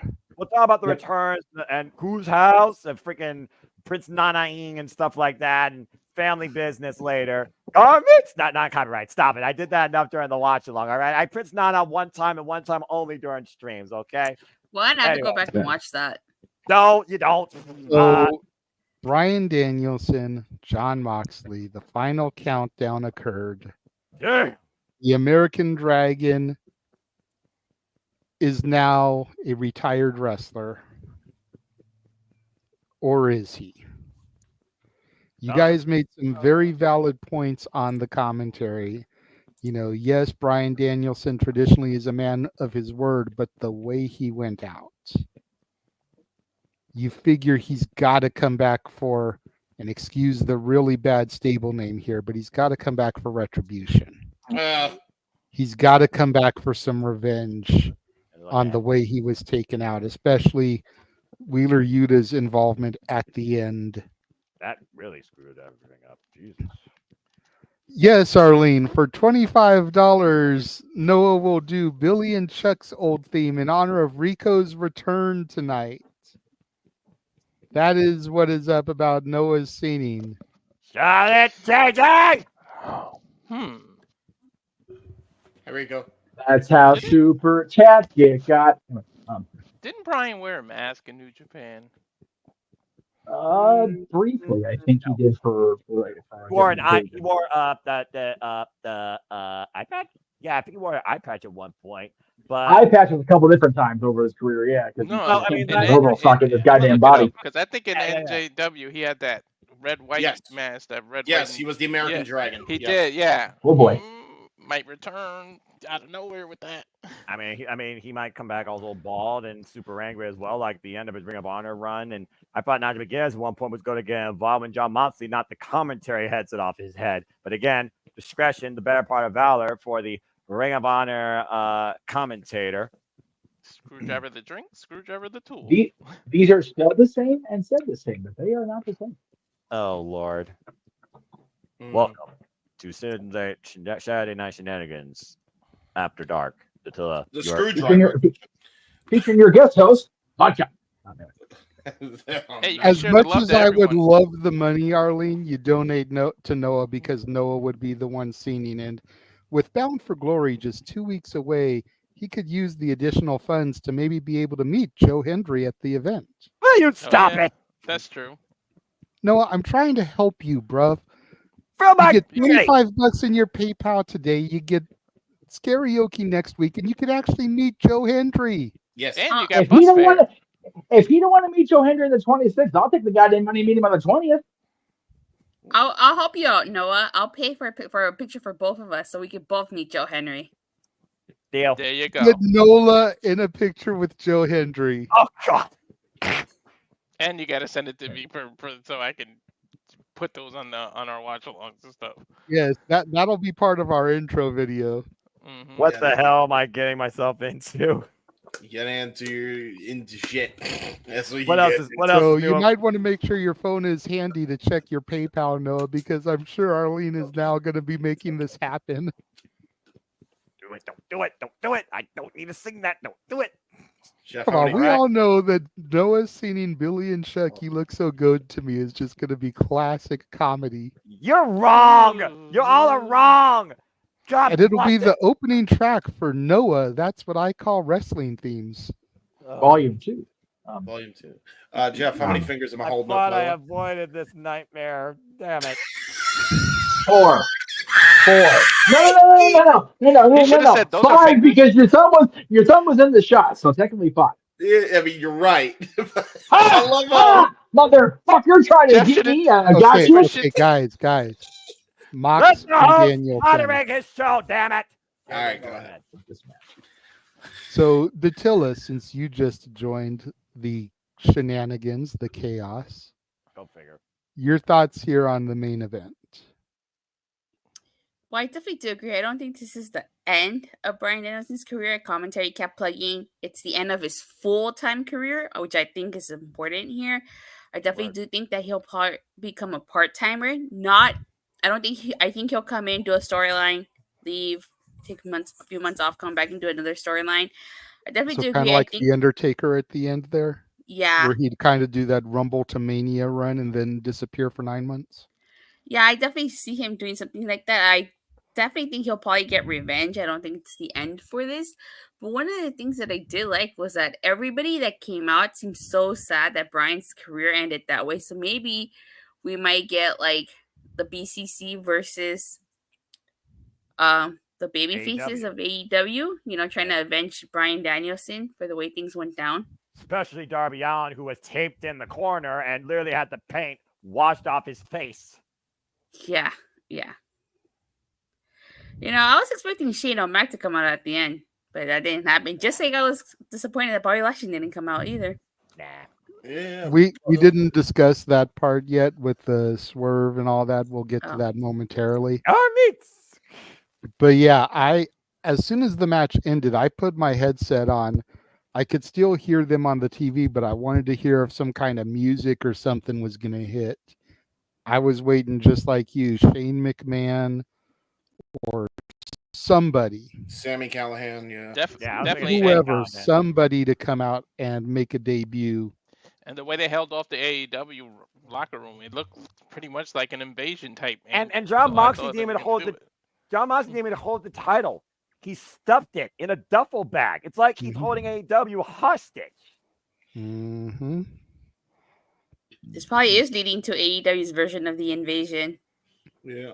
Yeah, towards World's End, but we also got Full Gear before that. So what the hell do we go from here? Hey Tony, if you have the balls and you're doing this with McMahon and everything, and you put the title away, you got to do some kind of version of a wing eagle just to stick it to WWE. Do some wings on that title. Do something. I just want to see a photo of the title in Mox's fridge. Damn.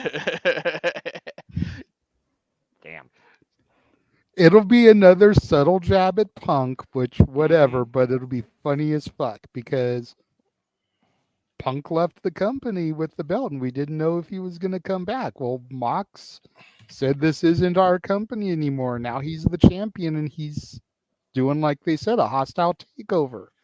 So to see it in his fridge would just be kind of a hilarious little nod.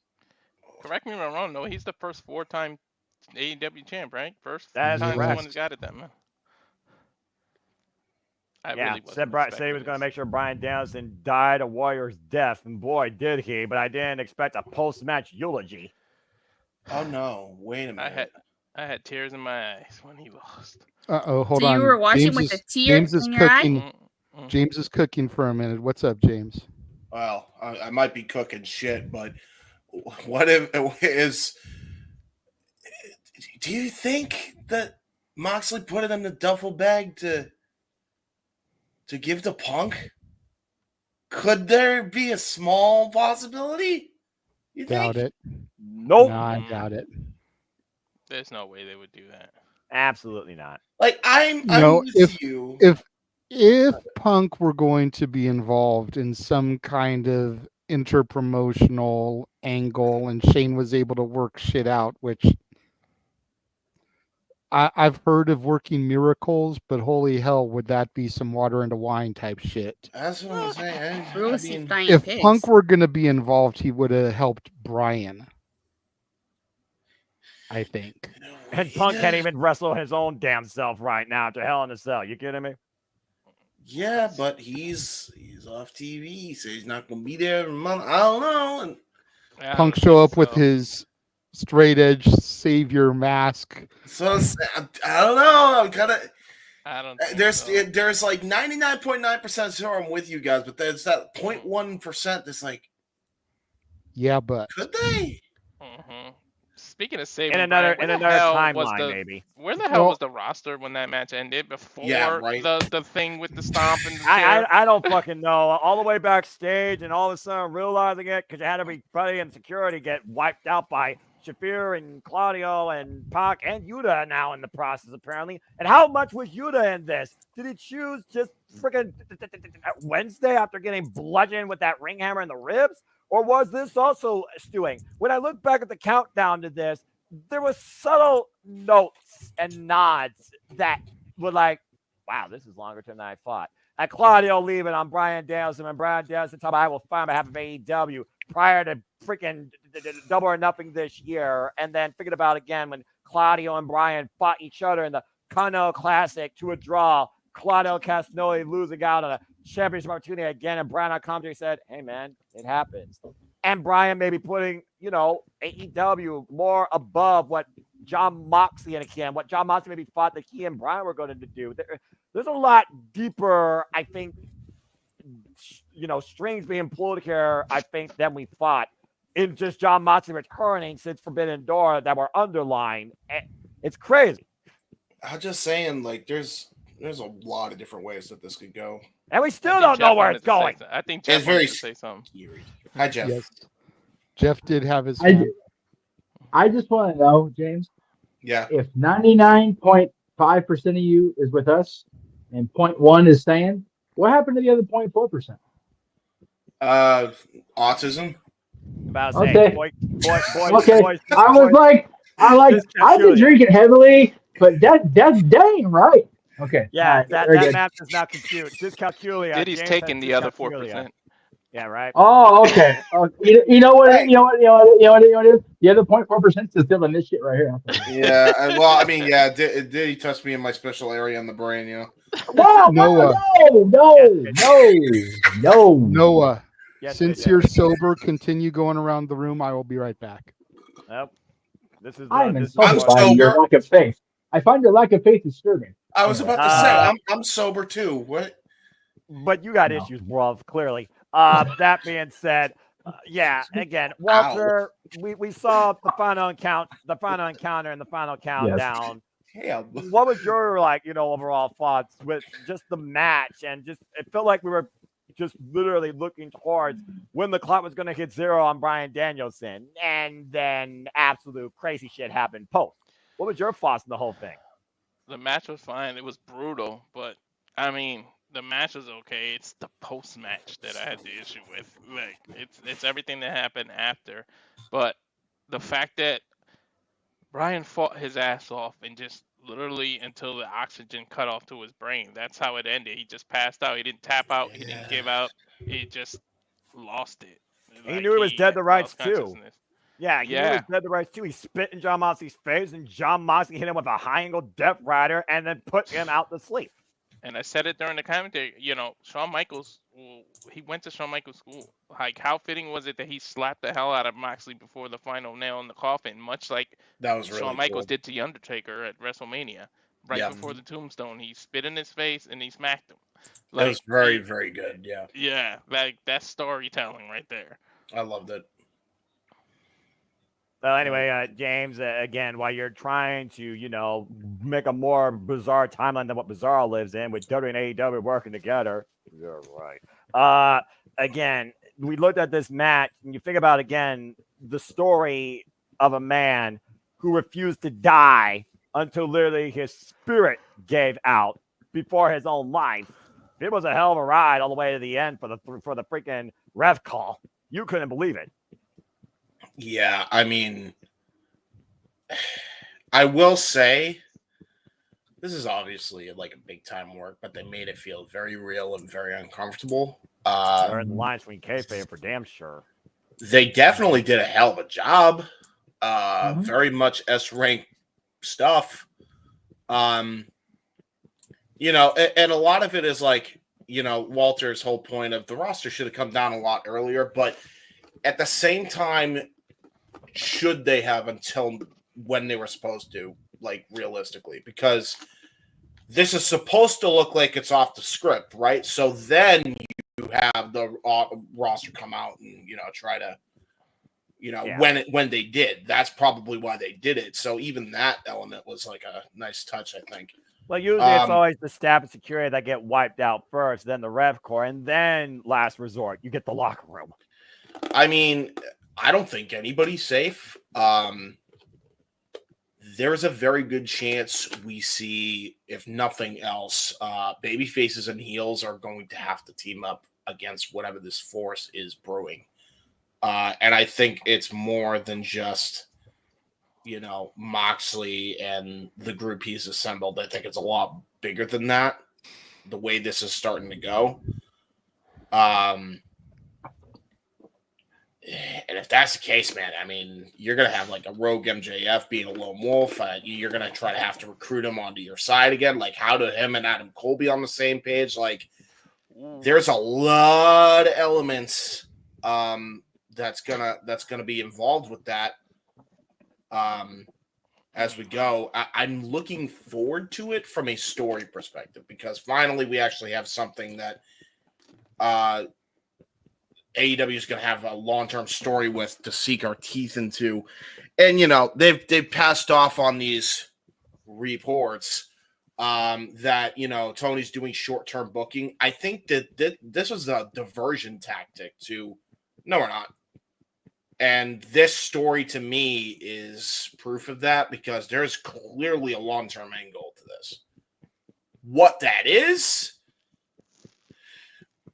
we'll see. If it's anything like tonight, it looks like it's a very dark road in a dark horse as we go. But I'm interested. They've intrigued me. Now, can we make television show matter, please? I think it was a diversion, because if you think about it, we were all leading to the whole WWE thing with McMahon. The fact that Yuda's still in the group now throws you off, because he's the only one that sticks out like a sore thumb, because he was never in the E. Yep, exactly. And how long has Yuda been part of this? Did they get to him before when? Was he feigning the disdain from the very beginning? Mm-hmm. That's part of the story. I think I figured out. Go ahead, Jeff. Sorry. No, you're good. Go ahead. I was just going to say, I think I figured out the reason why Mox is doing this. Good luck. Okay. Oh, God no. damn it. Oh no! The seriousness out of a possible storyline here in AEW. You freaking yuts. Anyway, go ahead. I mean, if I was Mox, I'd be going off of Bryan for that shit. That was a stupid idea from Bad Creative. That was a WWE past era we don't talk about for a reason. I actually thought that was pretty funny. That was ridiculous. You know what? I got his new theme song now. Tony, use this for free too. I am the Moxley. Here I I'm not come. gonna do that. I am Mike the Rogers has more Moxley. creative talent than that. Anyway, Jeff, go ahead and do your points towards this, and then we'll go back to JJ to finish it out. But I also just want to put this out here while you all are talking about elements of the story. Where does it go from here? Who gets involved? Let's not forget Christian Cage has a guaranteed AEW World Title shot waiting to be cashed in. Now, does he have the balls and the brains to catch against Jon Moxley and his paradigm shift regime? I'm going to say no. But, Jeff, again, I know how deep-rooted you were in our call as well. Thank you for joining. Like good old JR, who signed Bryan Danielson's first contract, you have told us verbatim about your connection with not just the wrestler, but the man, Bryan Danielson. So please elaborate and go ahead. First of all, I'm the Moxley. I'm crazy. I'm psycho. I'm the champ. No. All right. Yay. Look, you're welcome. You get one. Anyway. Damn it, James. Go ahead, Jeff. Pretty much. I don't do well when Bryan's on camera these days. That was more than obvious. I'm not a fan of him throwing himself out there. He is still one of the best wrestlers in the world, and I am forever an admirer, and I love that man to pieces. Whatever. As far as the story goes, there is a lot they can do with this. You figure we are at the end of the world on December 28th. I seem to recall back in 1996 when it was the end of the world of WCW as we knew it, and a new world order had to take shape to make it be competitive with the WWF. And that's exactly what they did. Yep. AEW is at a point where they need to keep firing on all cylinders, and to your point, make a television show worth watching. Yes, it was on a different night. Yes, I was going to offer this opinion during the pre-show, and I made sure I made a mental note of it, and I made sure for some reason my brain connected to my tongue just now. I was like, okay, this is where you bring this point up. Other than on the AEW show itself, Title Tuesday was promoted like absolute dog shit. Yeah, they weren't even trying, it felt like. And that's why NXT spanked them like a monkey that owed them money in the ratings the other night. Flat out, that's why that happened. I don't think Title Tuesday was necessarily a bad show. I just think that it was very under promoted for as big a deal as they were trying to make out of it. Mm-hmm. Flat out. There were enough people that only watch AEW, so that's why they didn't completely into the toilet on the radio. Now, going forward, they have an opportunity here, and there was a lot of great points that were brought up around the room that I was able to connect together in my still somewhat coherent brain. I've only got this much left, so we'll see how long this lasts. You have the elements within the company that are not Moxley, Claudio, Yuta now, and Pac, and the attempted fetus killer's wife, Marina Shafir. So you have those guys, but everybody else is seemingly against them.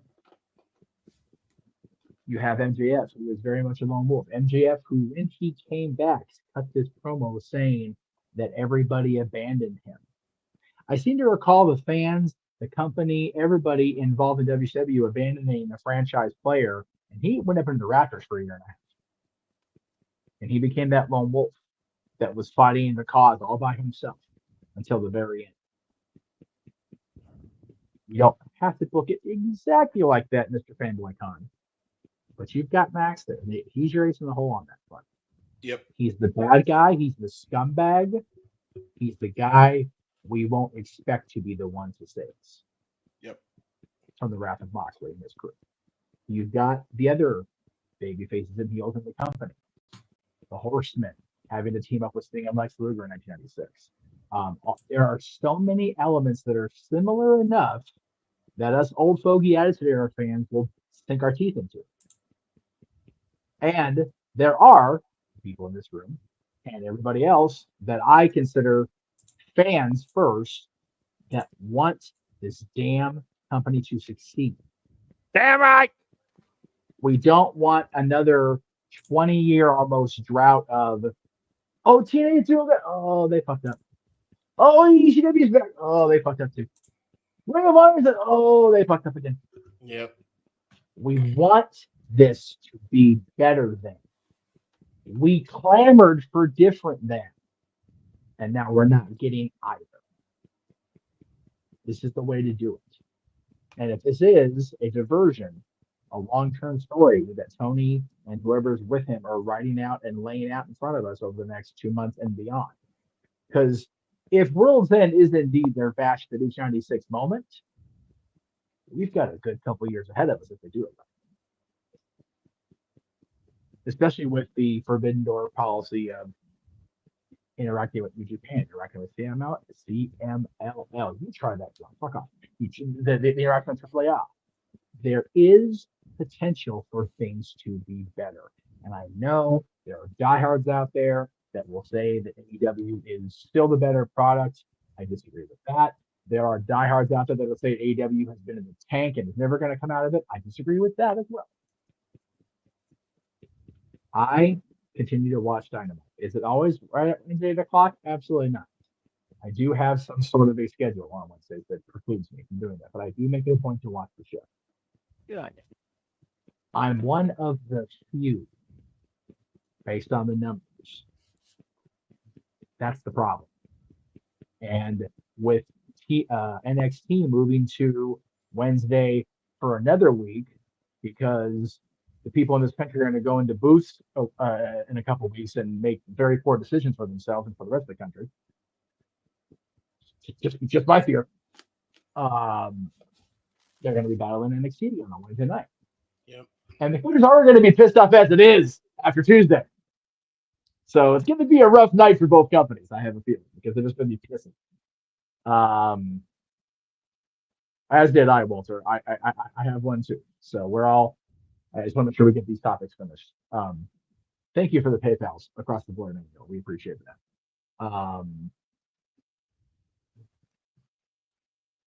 As much as I cringe when I watch Bryan wrestle, as much as I cringe when I see John come back and have matches like he has, I was intrigued by it.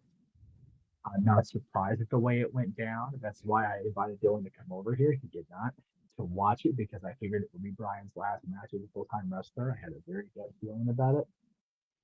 But I'm also thankfully able to, okay, my friend is retired. In all likelihood. The story that can develop out of it just might save this fucking company. Let's hope, because I am so sick of going back to the fucking rabbit hole that was that nonsense.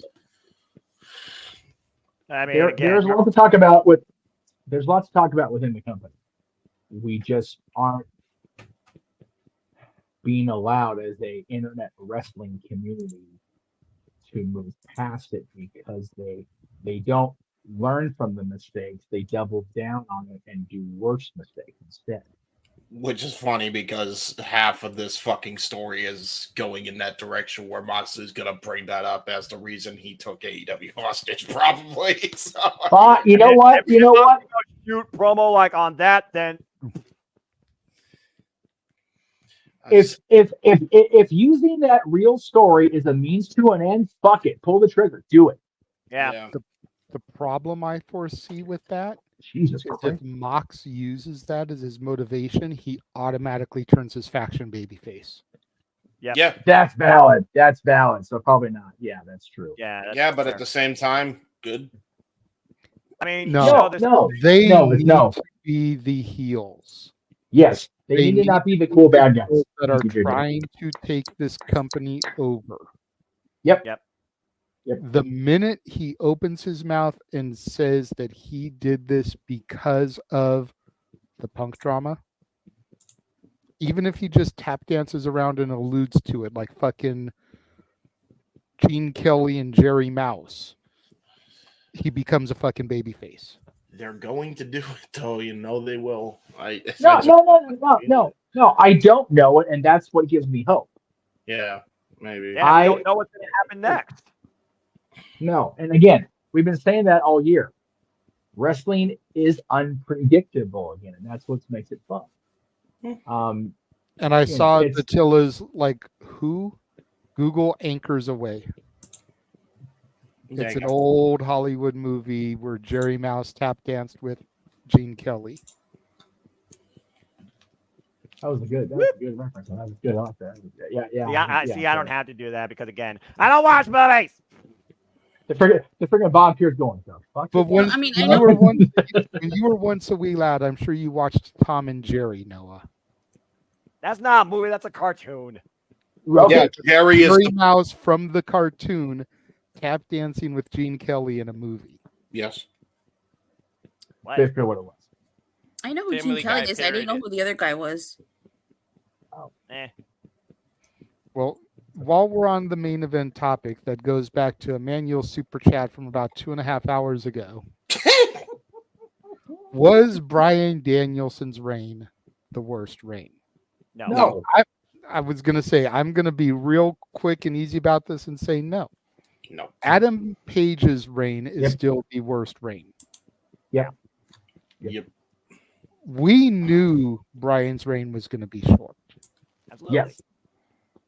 We didn't care going in. Nope. Because he deserved to retire with one more world championship. Hell fucking Yep. We knew that his last match was probably going to be at WrestleDream because it's in front of his hometown fans. Yes. So this was something we all more or less expected. And with the exception of the Punk Mox back and forth bullshit, Bryan's reign is the shortest reign. Yes. Yep. Not every world title reign has to be fucking 500 and something days. Yep. So I'm perfectly fine with this. Same. Adam Page's reign was a fart in church. And that's what I'm afraid is going to happen with Mariah May because the story of the pursuit was so fucking glorious. Yes. Yep. And the title reign has been hot garbage. Yes. With the Tonight's exception. match was a step in the right direction, though. I will say that. Yeah. But that's why I was so in favor of Willow taking it from her because there's been nothing really since she won the title. No. There's still suspension of disbelief what could happen with Carmina Shirakawa, which is going to be a turning point. And whether Tony Storm comes back, I think there's suspension with hers. And that's fine, but how long do we have to wait? And I'm in favor of long-term storytelling. We all know this, but like we've already done the teases with Mina. Like, let's get on with it. So have Mina and Mariah be at World's End, and then it's the end of Mariah's world because Tony comes back and starts fucking shit up again for her. Well, I had Wrestle Dynasty as well. Let's not forget Wrestle Dynasty's around the corner. AEW be involved. I would love to see AEW Women's World Championship defended there somehow. January 5th. Yes, to tell I. Didn't Chris Statlander beat Willow Nightingale? So how come she's challenging for the? I didn't get how she was challenging for the women's title and Chris Statlander's challenging for the men's title. To take a word from Jeff, here's the thing.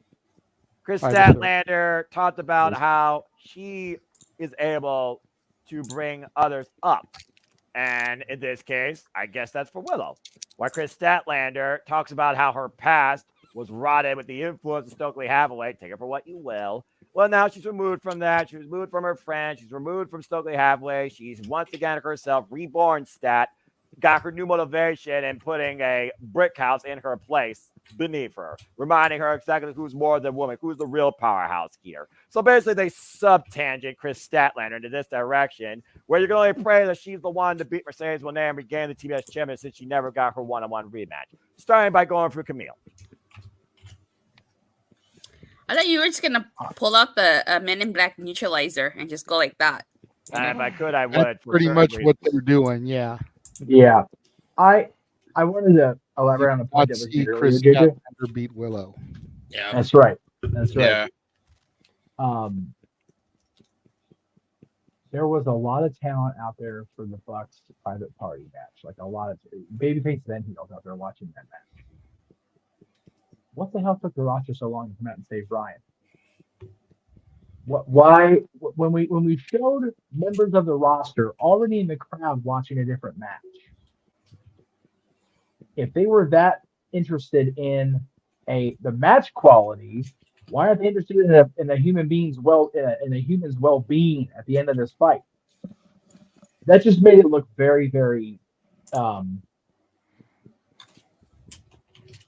See, I don't know if it made it look too real or not real enough, because if somebody's taking a plastic bag out, I'm hitting the ring if I'm back there, whether I'm Bryan's friend or not. That's crazy. Maybe the people that were in the crowd are part of this new uprising. Well, and James that's did why talk they about, didn't jump the barricade to help.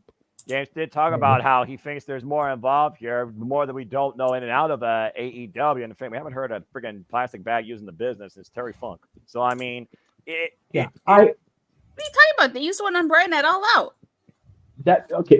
Before. Right. All right. Shall we educate the young fan? Jeff, I'll leave it to you. No. She misunderstood the wording. That's fair. Prior to the Danielson angle, it was Terry yeah. Funk. Yeah. The wrestlers were in the back still taking a shit from the Jericho match. That's what took them so long. God damn, that's menacing. That's bad. You're wrong. Like, I wasn't a fan. I'm not a fan of the learning tree stuff, but that's harsh, man. That's rough. That's entertaining. I like the learning tree. Well, even though it's kind of. I like Brian Myers' learning tree better. That's a different conversation. But Jeff, to your point, yeah, you really have to tread that line very cautiously when blurring kayfabe and reality.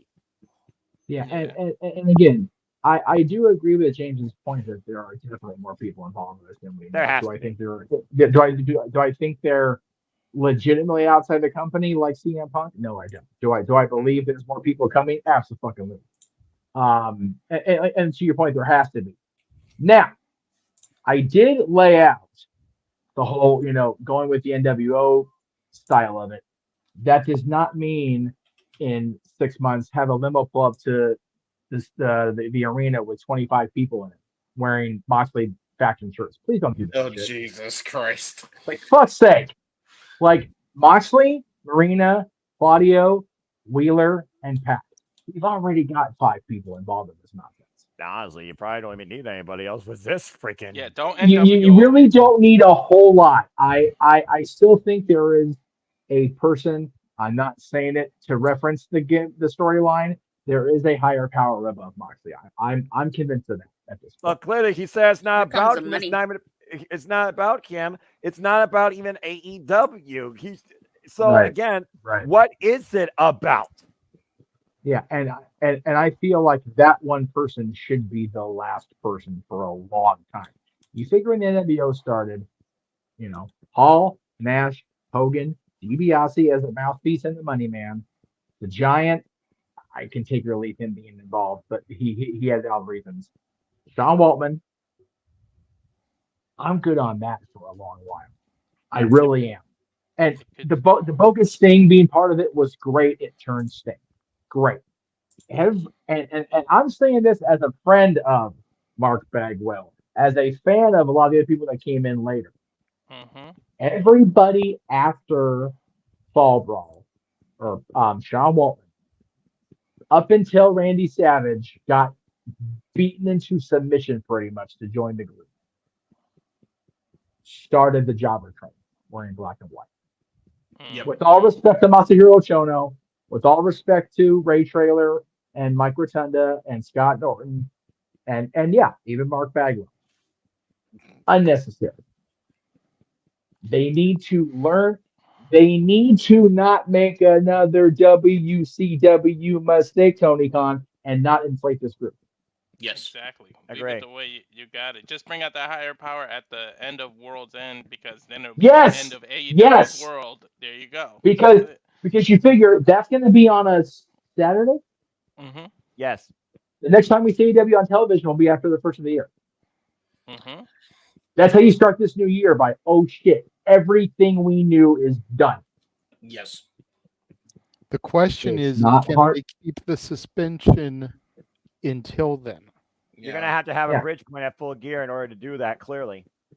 Yeah, full gear is going to be something that if Moxley has a challenger at Full Gear, there will be enough of a tease, enough of a message where we go, oh shit is going down when they go to, where the fuck are they going to be for World's End? Orlando, yeah. Orlando.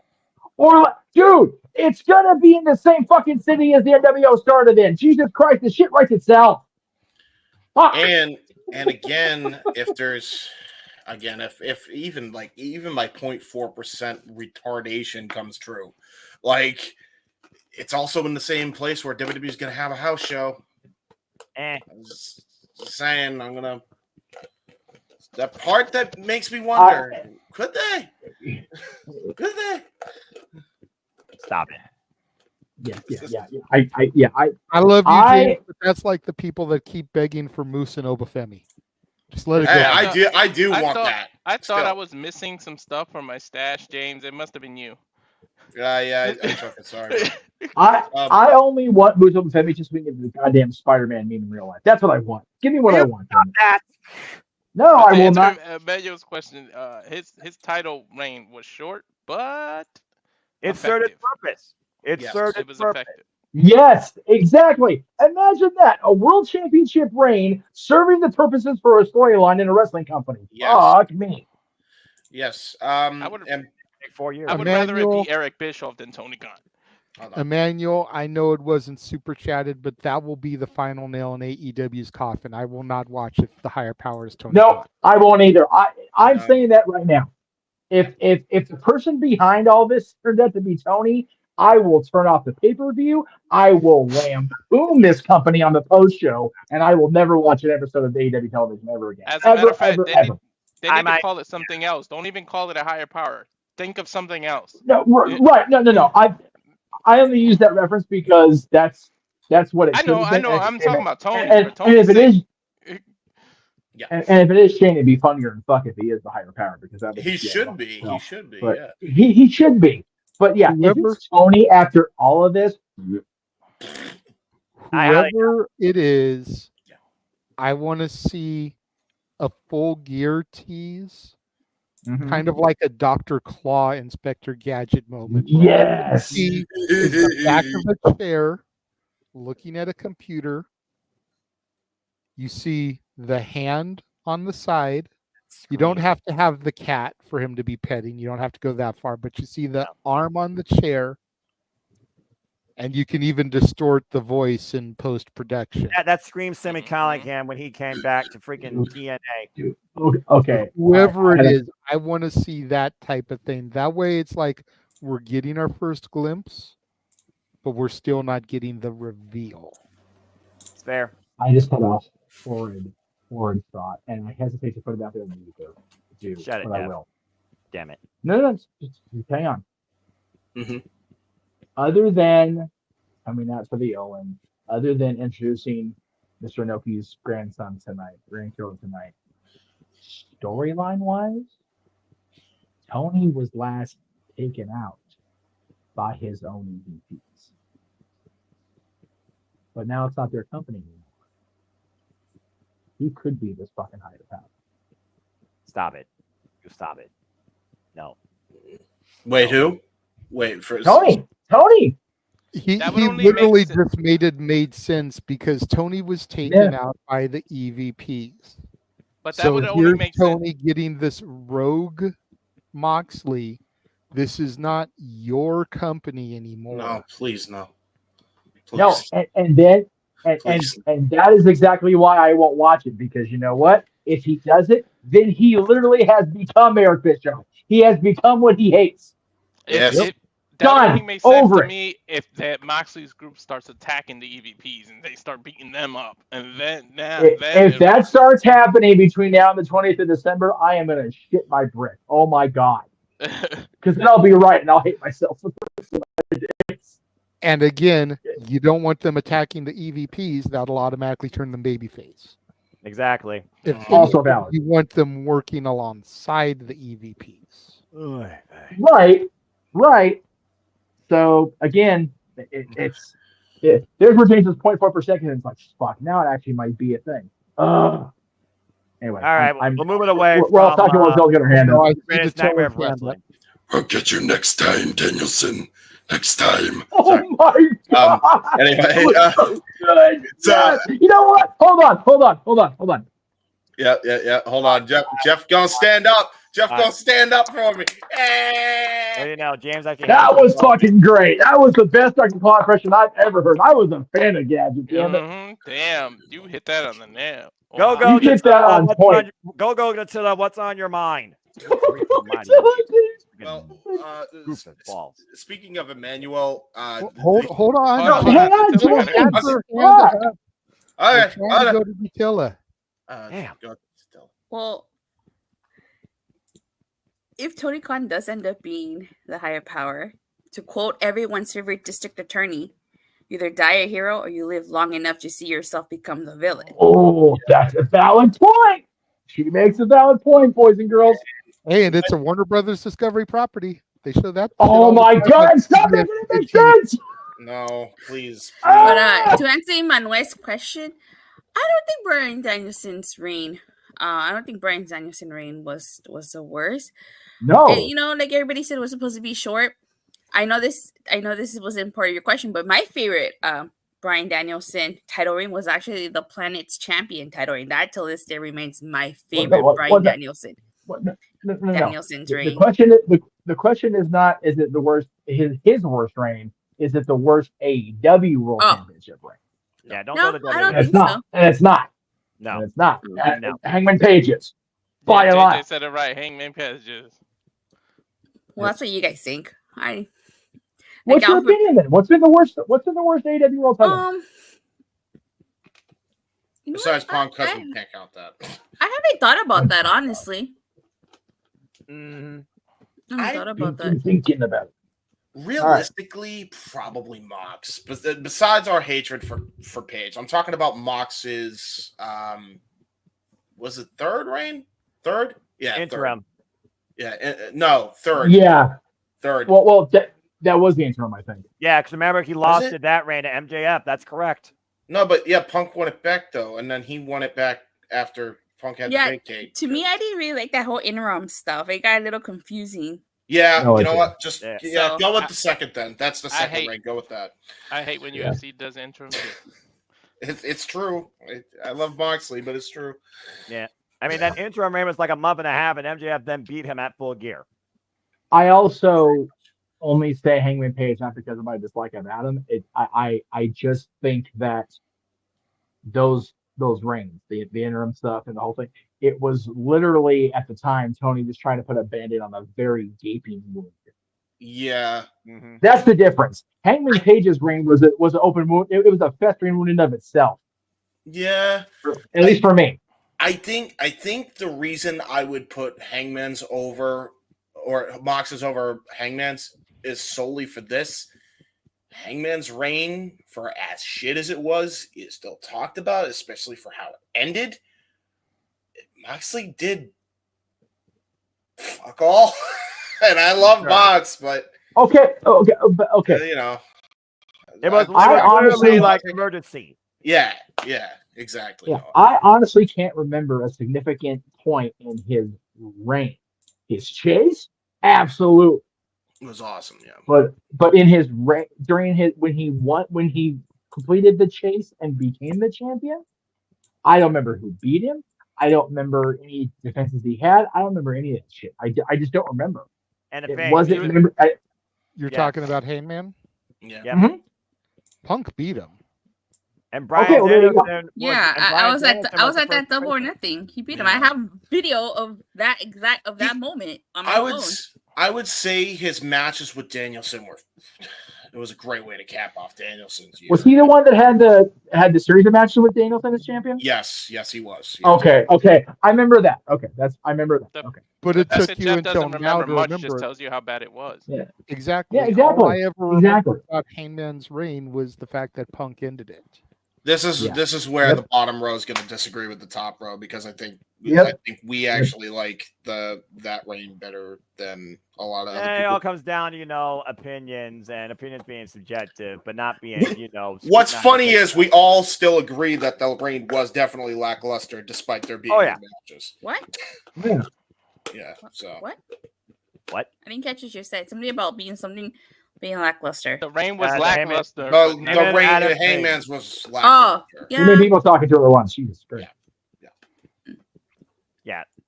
Yeah, about to say. Bottom line, Heyman and Page, according to most of the panel, was the lackluster AEW Championship reign. And considering there's been 10 champions in AEW history, Jon Moxley now record four-time AEW World Champion, while Heyman and Page's reign literally kicked off with 2 classics with Bryan Danielson, and then a Texas Death Match with Lance Archer. Then you had Adam Cole, and then you had CM Punk that beat him in the very end at Double or Nothing.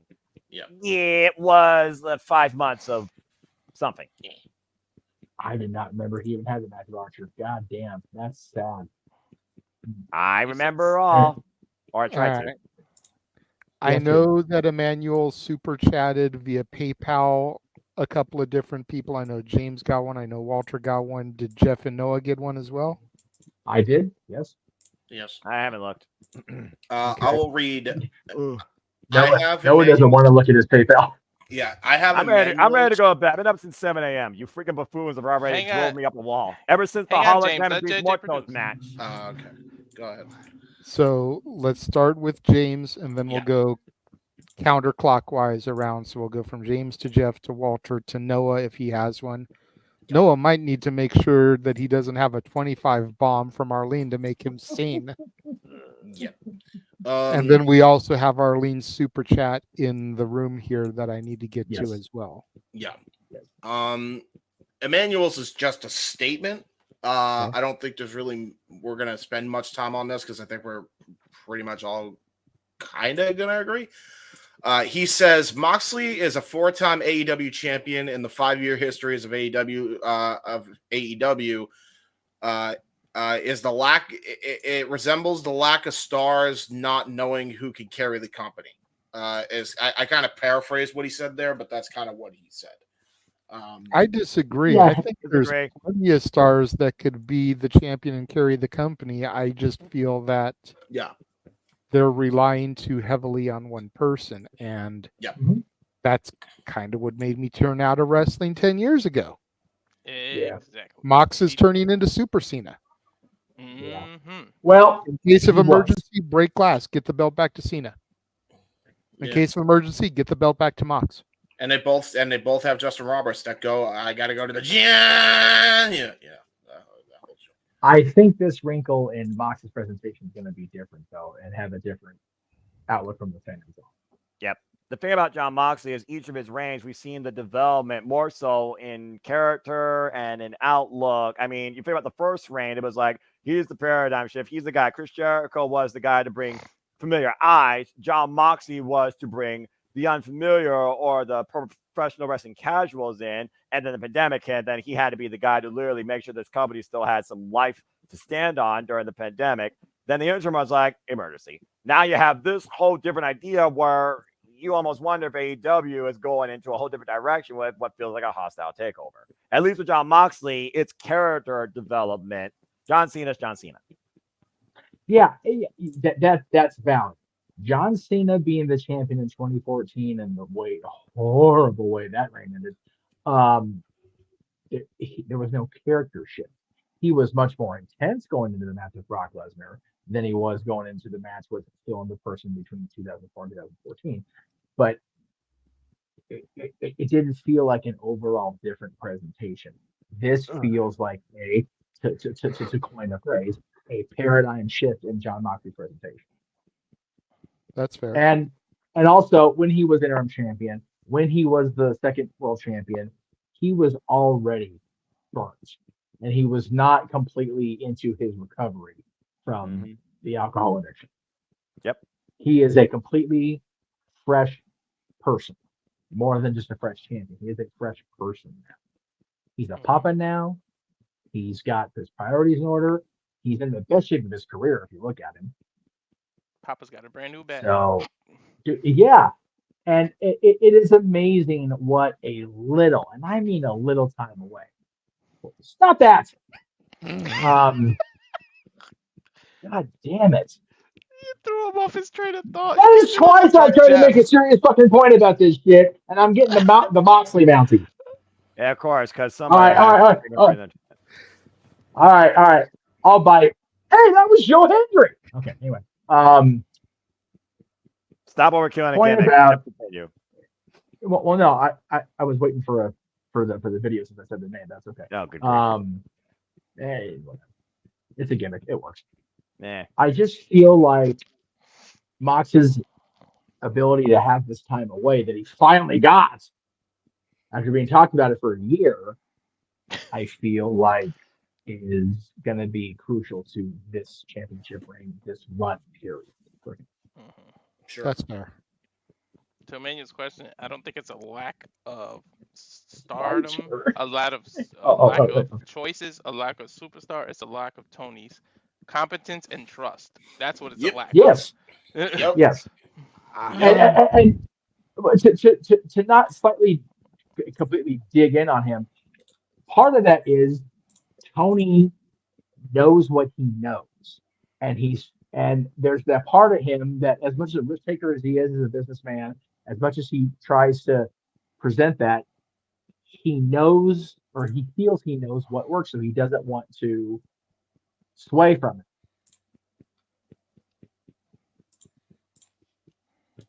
Before we move on, Datilla just put in the private chat that she's going to bounce. So do you want to go ahead and give your plugs, Datilla? Yeah, that's fine. You guys can follow me on Twitter at @Datilla_. Talk all things wrestling, WWE, AEW, TNA. You can check me out at Rangers of Wrestling every Monday, Wednesday, Friday, occasional Saturdays, and Sundays. What about Tuesdays? I don't work Tuesdays. Okay, Triple H. Nice. Good one. Wrestledream review should be out.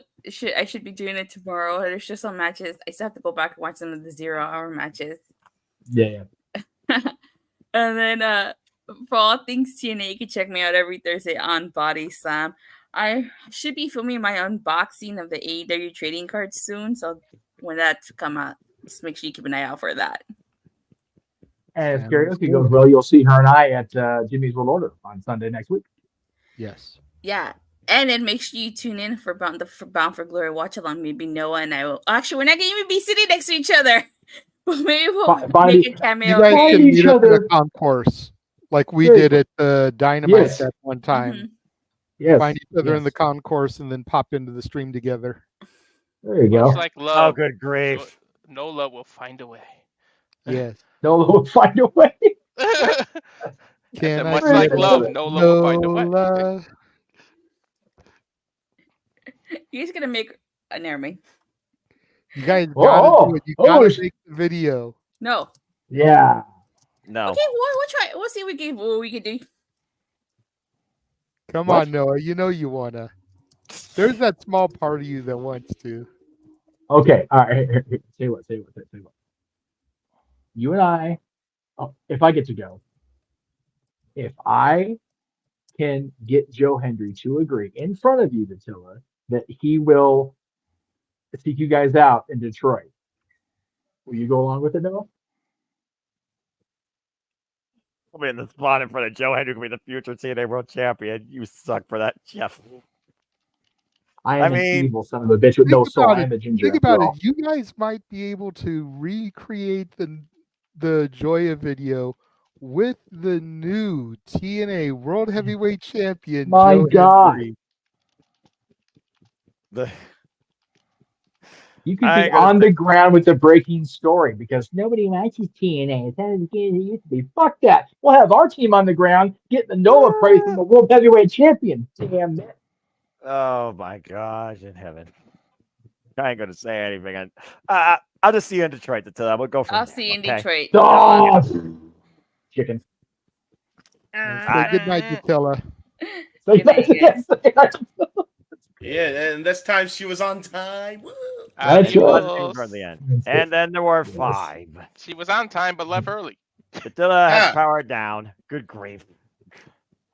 Did everybody get to Noah, answer I know you checked your stuff. Did you get more than a Emmanuel super chat? Did Arlene send you money too? You're gonna make me check, really? You're really gonna Yes, make me I am. Yes, we are. While he's checking, speaking of that topic, Emmanuel's question to me was to me, but I'll toss it around the room. Favorite memory of Rico? Mine is easily, there's two. One is the big wedding angle on SmackDown where he was revealed as the evil wedding planner and Bischoff with that ridiculous costume and unmasking. So good. Such a great moment. God. The other one I remembered because of Rick Knox's post right after the match he was in, because both Rick Knox, the referee, and Rico are EWF Hall of Famers. I got to meet Rico in EW event. Everything you hear about him and a nice guy, being a nice guy, is under exaggerated. That dude is like so nice. You're like, how can you possibly be this much of a shit face on camera? You have trouble separating. He's that nice a guy. But yeah, as far as the moment character, has to be the wedding coordinator payoff. God, that was so good. So good. That was so ridiculous at that time. Hell I yeah, agree dude. with that. I can't even come up with another one because that was the best. I got another It's one. ridiculous now. I got And another he one. was in a match with about tips and scissoring. Yes, he was. Valid. I got to my favorite Rico moment is not really for me. It's the match he had at Survivor Series 02 opener. Yes, that is Lord, the greatest Survivor Series card wise I've seen ever. Oh wow. Okay. Oh yeah, the garden. That's true. That's fair. Because it is fantastic from top to bottom. I love that card. Love the set. Love the atmosphere. Everything just hit for me. Like I love that show.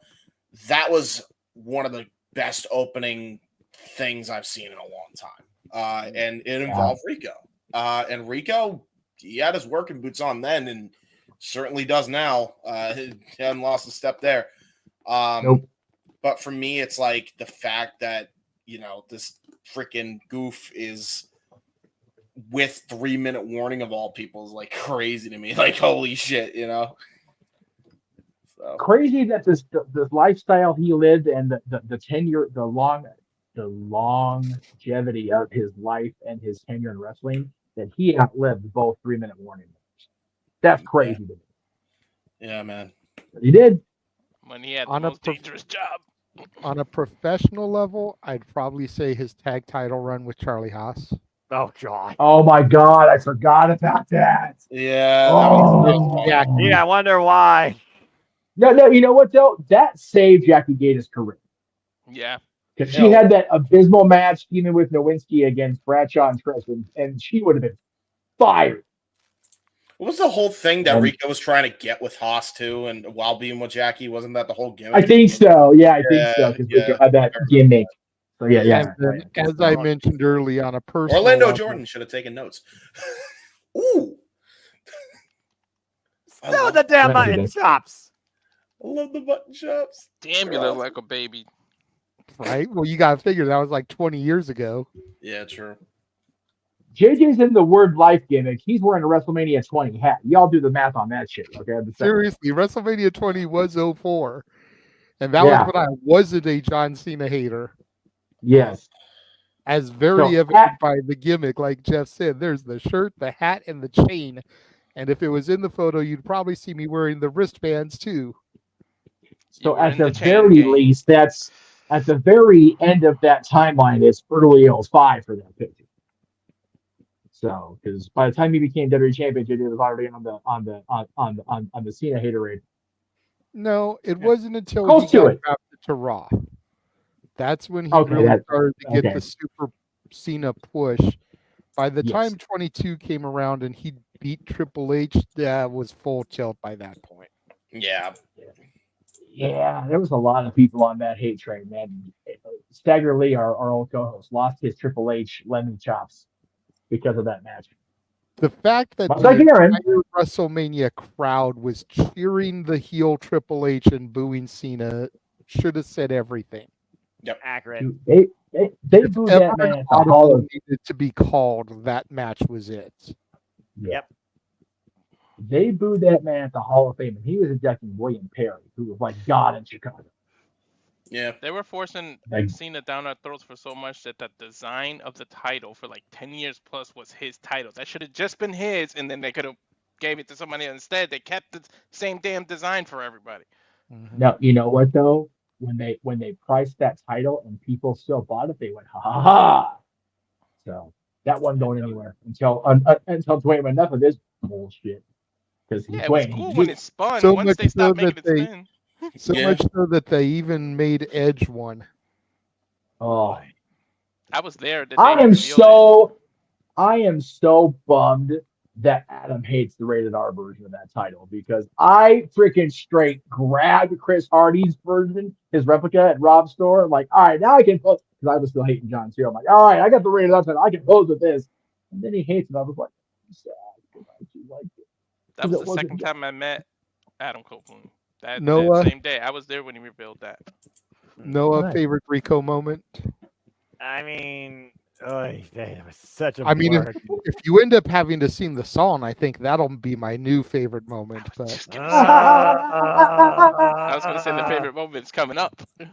That's right. It's a coming now. That's it. and hopefully Arlene keeps hearing this. But continue, Noah. Sorry. Oh, he's checking. She already did it. And by the way, we have pretty much successfully run down the entire run of Riku Constantino in WWE. So congratulations, you just got your crush. I think I just heard Noah murmur, "Damn it!" You got the 20. Did she Just pay move you on. to sing it, Noah? What? Did she pay you to sing it? Emmanuel did. Ah! Well, think of it as bus fare. There you go. So, Seriously. ladies and All gentlemen, Christmas joy. here with the entire Saturday Shenanigan panel's new favorite Rico moment, the simple man, Noah Foster, singing "You Look So Good to Me." I Can hate we at you. least let him cue I that hate. first? I hate. Peter Pan. I freaking hate you all. I hate you all. Oh, okay. I love the Dominican. We You also would. had it was a theme song for many Oh, my divas gosh. and including Santina Morella. Oh my God, you Santina brought- Morella. Jesus Christ. Ugh. You're wrong for that, Santina James. Morella, Just bringing it up. I'm The thing correct though. The thing that Yeah. nightmares are made of. I swear. Oh my So God. here, everybody, with a preview of next week's horror songs. I don't even know if it's wow. Wow. Wow, Jeff. Wow. This is I don't. scary. Am I wrong? Honestly, you're not, but I kind of wish you were. If I'm Deep being down. Lyrics really are honest. wrong. Deep down, Noah loves this shit. No, Yeah, I wow. don't. Yes, he does. Not this song. I don't even know the words besides "Did you look so good to me?" because the freaking lyric video probably is nowhere on the internet with how damn old that shit is. Freaking It pretty much Arlene. says I that. wanted You look to so be good to me, good. and then it's like moaning. What? It's pretty much What like, the ooh, fuck? ooh, that's pretty much what it is. Okay, all right, that does it. That does it. Noah's singing the lyrics. You're doing the ooh-ahs now. That's it. Oh my It's god. a duet now. That's a duet now. What? This is gonna be a car wreck and a half. Yes. My god. Should be. It's the Saturday Shenanigans. He's trying to study the lyrics. I can't find the lyrics. He's trying to find the lyrics. You can't find the lyrics of this shit. Hey, No, Ken. because well, you can. You have to dig deep into the WWE archives. Yeah, It good has luck to with be. that. Because even they buried it. Gee, I wonder why. Kind of like they buried Chuck Palumbo after this. Anyway. Gee, I found him right away. Oh, what do you know?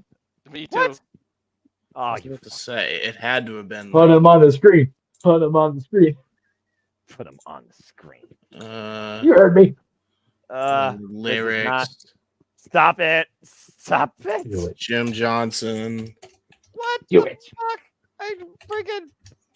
They're really not going to move forward until I Yep, actually do there it There is. you go, I found Noah. it immediately. Oh, What? Yep, it's there. Just look it Where? up on Google. Oh, Google. That's why I was Yeah, it's there. YouTube. It's not on YouTube. It's on Google. Fuck it. it's in your messenger inbox now, though. Yes, it is. Yep, just click the URL and it'll pop right up. Why do I put myself through this? Well, Noah, are the I world. have one simple question for you, Noah. You ask why do you put yourself through this? Do you believe in Joe Hendry? For a moment, if there was ever a chance that Mother Nature. Do you believe in Joe Hendry? He's so distracted right now. Yes. That is why you put yourself through this. This $25, this $25 can go towards buying your Joe Hendry T-shirt. It can go towards meeting him, buying Joe Hendry a drink at the bar after Dattila gets your picture with him. What Dude, the if you hell? buy a Can go Scotsman, towards any no, of that. dude, you buy a Scotsman a drink at the bar, you are set for life, dude. $25. Done. You can do, Figure out how like this one freaking- hot dog. I in don't the even know stadium. how this. I can't remember the last time I heard this theme. I'll back we you will up. give Noah a moment to listen to it Yes. now that he has the lyrics in front of him. I can go to my. I was going to say, according to Emmanuel in the chat, his question to you is a lot like Arlene's super chat question. And since Arlene sent $10, we'll go ahead and bring that up, and you can look at the question on the screen. Is that pretty much what Emmanuel sent you? Yeah, Emmanuel said The Rock saying he won't appear on WrestleMania 41. How much is it a work versus the truth? So Arlene's asking more or less the same thing. What do we think about the rumors that The Rock isn't going to be at WrestleMania, which is so close to the tickets going on sale for pre-sale? Is this a way to scare people so more tickets are available, or is this legit? This is I where think it it's becomes 50-50. hard. Yeah. I think it's 50-50 because if The Rock really wants to clear his slate, he can make himself available for WrestleMania. I think The Rock needs to kind of see what's going on in the waters right now. Like, I don't know if The Rock wants to feel like he keeps taking major paydays away from people that are there all year. That's part of why, even though we keep saying Rock Roman has to be this year, Rock Roman has to be this year. That's why I keep saying we need to do Cody Roman 3. That way Rock has another year to kind of finish up any loose ends and everything so that we can make that a possibility. Clear his schedule, yeah. Yeah, I was thrown off by the swerve of the champion versus champion matches. Because I thought sure Cody Roman would be a good attraction for Crown Jewel, but they pivoted, and I know they pivoted. They went a different way, and I'm not unhappy about the decision to do that. I am, because they're booking themselves in the corner with Gunther versus Cody. No, not necessarily. Not necessarily. Cody can eat a loss because of what's going on with Kevin. Yep. In much the same way, both Nia and Liv can afford a shenanigans-induced loss, excuse me. The only person that it would legitimately hurt is Gunther, because Cody's not going to win by shenanigans. He'll win clean, which will destroy Gunther as world champion. Can't do that. Definitely can't do that. So I don't know if they're booked into a corner, but they're definitely booked into a cul-de-sac. So they gotta do it the right way, or it's gonna come off bad. Yeah. But Cody, but Rock, I can't imagine Rock not being there in any capacity. Whether he's actually in a match or not, I think is still debatable. But him not being there at all would very much surprise me, especially with as involved as he was. especially with the way they've hammered it into our heads that he's on the board. He is a presence whether he's at TV or not. Yeah. Instagram video, something. To which Arlene says, so is it the media just reporting false news, hoping WWE struggles for tickets? Why would they post it if it's not true? Well, that's a conversation you have with Dave Meltzer because he constantly posts stuff that's not true. Mm-hmm. That's people jumping on the first story. Right. I honestly feel like there's a lot of different ways you can go with answering this or the mindset on this. Planting this story, whoever did, basically could be trying to hurt sales because, well, if Rock's not going to be there, I ain't going. Oh, well, if Rock's not going to be there, who will be? Maybe I should go see. Full of shit. He'll be there. I'm going to go whether he's there or not. There's your three choices of mindset for wrestling fans. Right? Boom. Yeah. If I can afford it. WWE hasn't needed The Rock to be there to move numbers lately. For the most part, yeah. He is a needle mover, but he's not a. The WWE has been doing insanely well in ticket sales without The Rock. Yeah. That's why 95% of his appearances lately have been last-minute surprises, not something they've announced and booked for. Yep. No. The Rock is a needle mover, but he's not a necessary one. No. He does move those numbers when he does appear, but his absence doesn't severely detract or detract. Despite what Meltzer will have you believe. I honestly or anybody else, yeah. Exactly. I honestly believe that this is WWE way out. Instead of promising he'll be there and then you get disappointed if he doesn't show, they'll under-promise that he won't be there, and then if they book at the last minute that he can be there, then it's a great addition. But at the same time, they didn't disappoint you because they didn't promise you he'll be there. Well, but see, that's where the NWC gets in its own way, Walter, because we were all cocksure he was going to be there in 2023.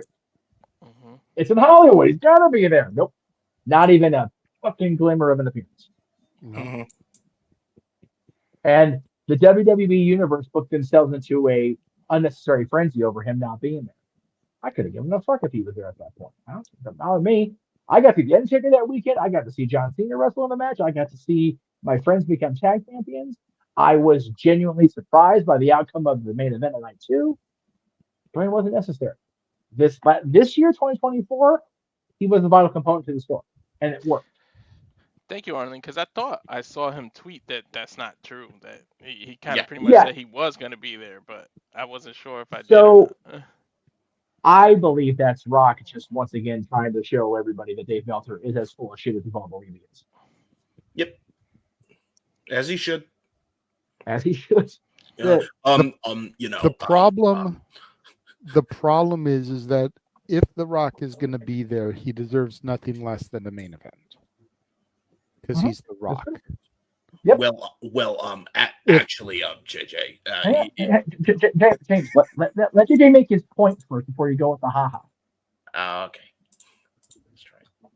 Because if The Rock is going to fight, then he's either going to steal the main event away, potentially, from CM Punk Seth Rollins, which we know is looming, or he's going to steal the main event away from Cody Rhodes and or Roman Reigns.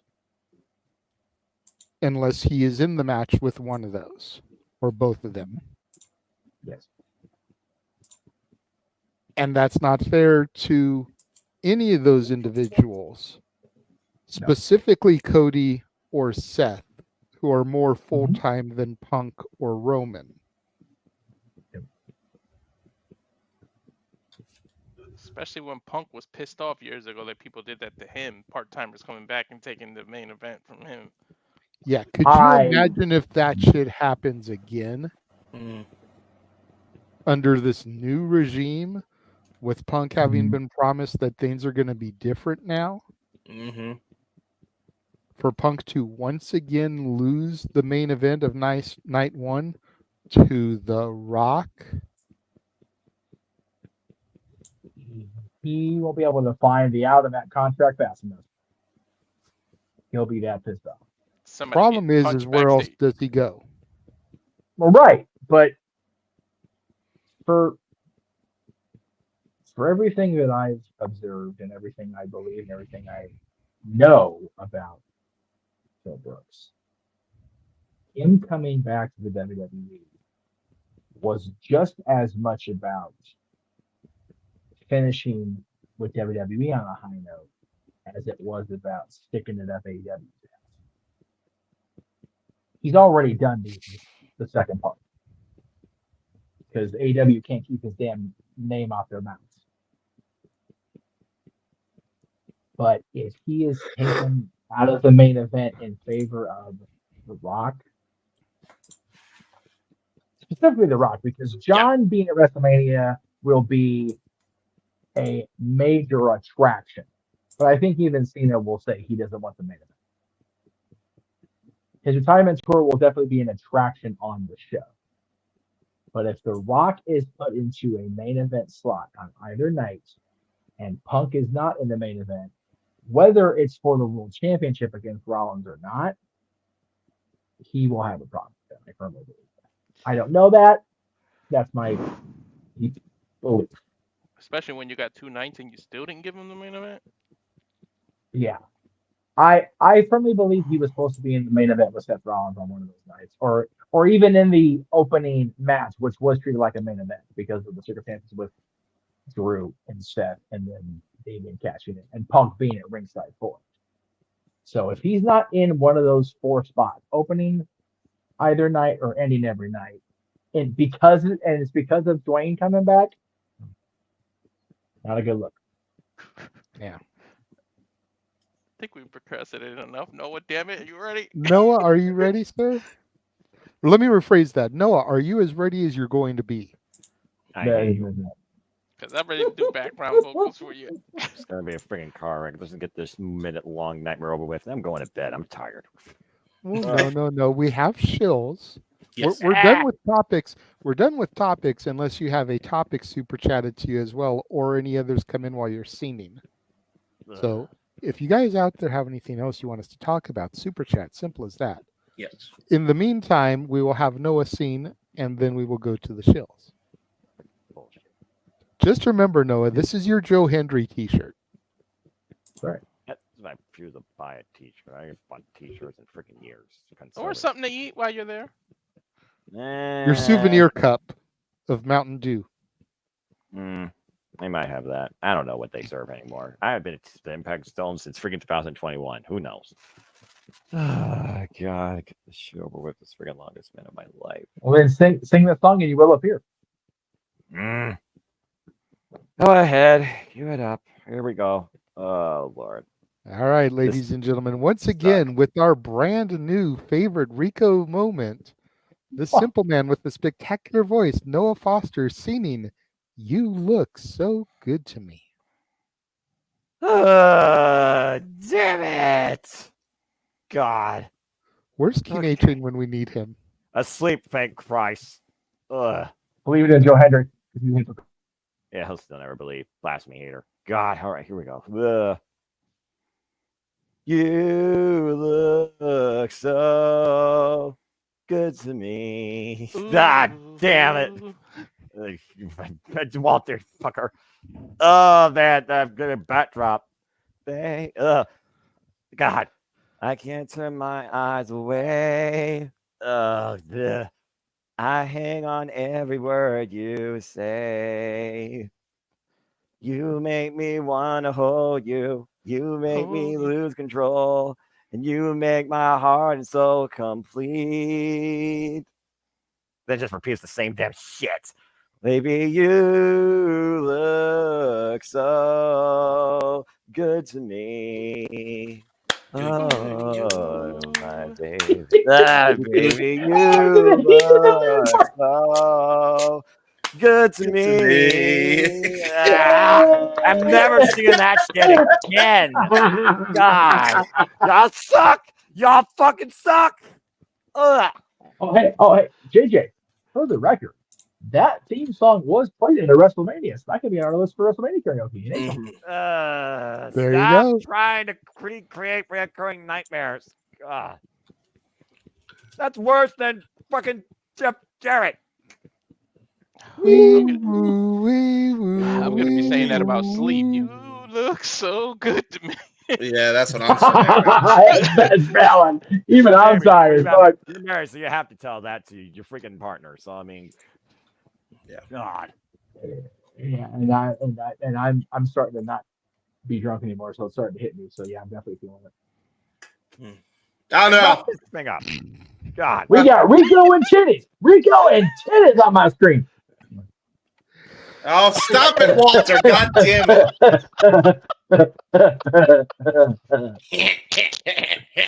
We are such fucking children, I swear to God. Noah's young, he's tired, he's fucking sore, and he works with fucking children. There you go. Well, as we begin the chills here, we go from Rico and titties to Mamacita. Oh my God.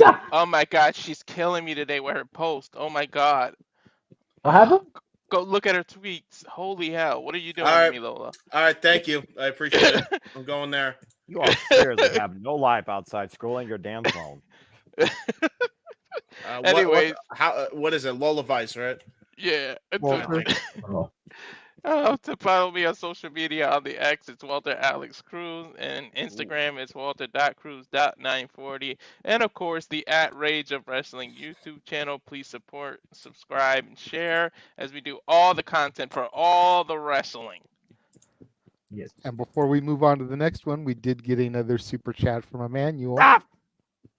Favorite Billy and Chuck WWE memory? That shit right there just now. Gotta be the wedding. No. The wedding. As Billy and Chuck. Without going to the wedding, I'm just going to say and take the cheat way out and say all the innuendos. Yes. They were over the top and funny with the innuendos. Just. Yeah. The fucking dance contest or whatever when it was Tori and Sable versus them. No. It was Tori and Stacy posing in swimsuits against them. Yes. What the fuck are we doing with that? Oh my God. So that was so funny. good. It had no right being as funny as it was. That had to be Vince's wet dream, and then he tried to put it on TV. No shit, right? Yeah. And since that was my choice, I will go with the WrestleMania 18 4-way with the Hardys, the Dudleys, and the APA. The entrances were great. The match was fun. And they retained somehow with all that star power. They walked out as champions like they walked in. What the hell?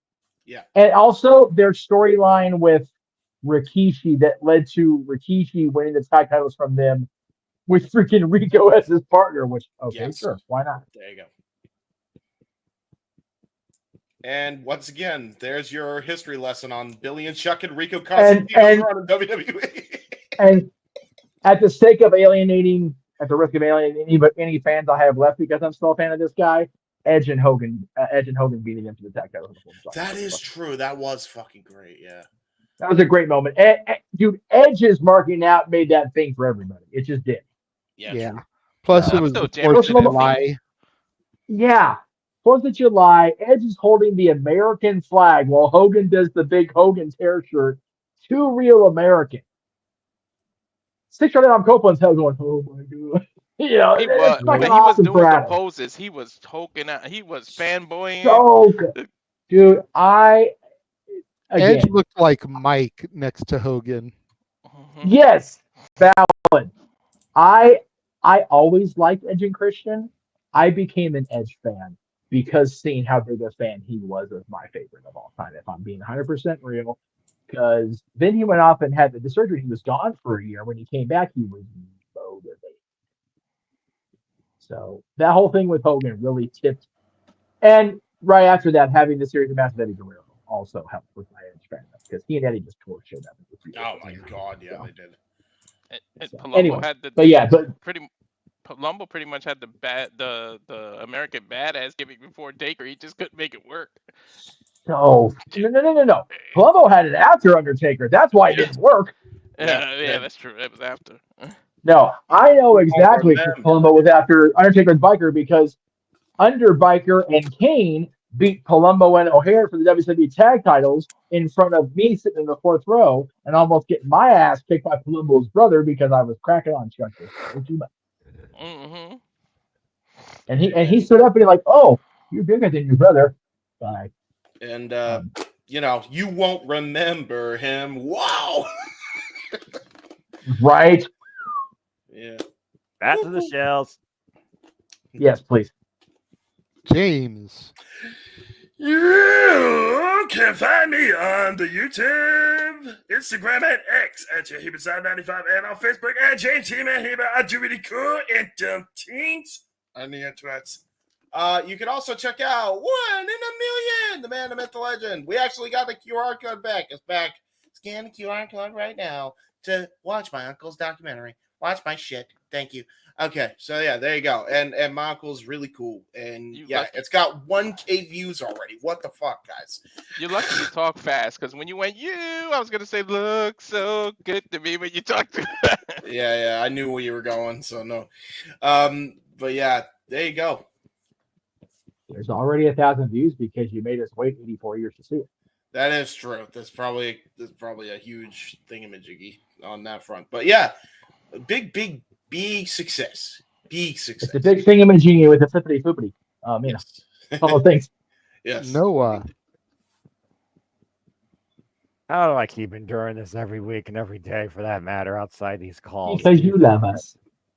The things I do for friends. That being said, if you want to engage with me, if you choose, despite I barely mess around in and out of YouTube, follow me primarily on the Twitter and on YouTube, primarily on Foster1916. Only wish to continue to encourage you to just enjoy life and enjoy professional wrestling too. It's truly as simple as that. Yep. There you go. Jeff. All right. So I don't have it here with me, but yeah, check out parkears.com. The hat in the upper part of the picture is actually one that they sent me, the ears. It's literally a magnetic Disney park ears. They are not licensed by the company. I do not truly endorse this product, actually. Great stuff. I'm wearing my little park ears scally cap to Disneyland whenever I do go back, which is not going to be December 6th, like, but I will be wearing it. I love the product. I think you guys will too if you're a Disney fan and want to be able to put Mickey ears on any of your hats. So yes, the night of Crown Jewel, our friends Paradise City will be at Rock of Ages Revisited at the Admiral Theater. So check them out. It's on November 2nd. Tribute to the legends. Please go check out my friends. They're still doing their thing on tour. I'm happy for them, and you should be too. And then I believe you have a little video you want me to roll, right? You want to throw to that? I do indeed. So coming up 2 weeks from yesterday, October 25th, is a big day. Not only is it the anniversary of the premiere of the original 1978 John Carpenter classic, Halloween, there is a fan film also premiering on YouTube October 25th, 2024.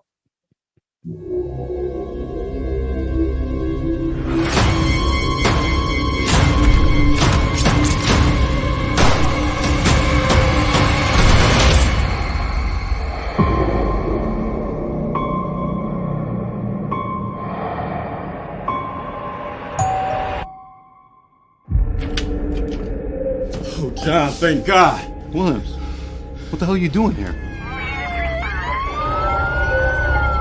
Myers. Is he dead?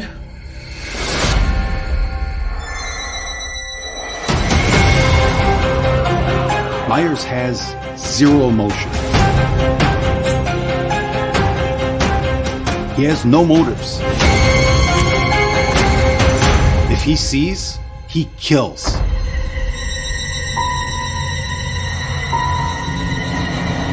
Tell the town to lock their doors. No one in, no one out.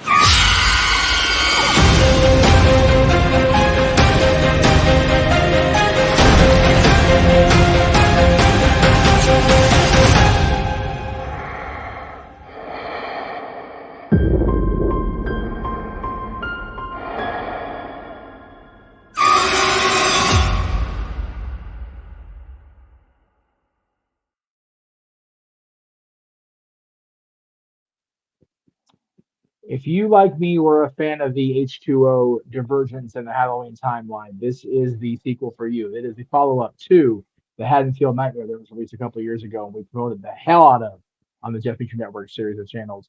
October 25th, it'll be on YouTube. If you're in the area of Arizona State University in the Mix Center in Mesa, Arizona, there'll be a premiere event on the 19th. So this coming Friday. So check it out. It'll be at 6:30 local time. So check it out, and they'll be showing that, and then it'll be live on YouTube on October 25th. I am so happy for Braden and the team that they got one done. You will see my name in the credits again, just because I'm an awesome guy. And I'm very happy. Monday, actually, I'm starting my Halloween binge for the year. So I'll be watching the very first Halloween movie on Monday night after Monday Night Raw. It's spooky season, kids. Get into it. Those dates are right around the corner too. They are, man. Like literally a week from yesterday is the 19th. So there you go. And of course, happy birthday to two of my favorite people in the entire world. I mentioned Paradise Kitty earlier. Today is Jenna's birthday. Happy birthday, Jenna. She is my longest standing friend. I will reveal how long I've known her because she said I could. This right around this time, post Labor Day, is 30 years that I've known Jenna. And so we're still friends, and I love her to pieces. And happy birthday to the greatest of all time in the world of announcing hockey, Bob Miller, the legendary longtime LA Kings announcer, who, by the way, JJ, I found out at the watch party for the first game.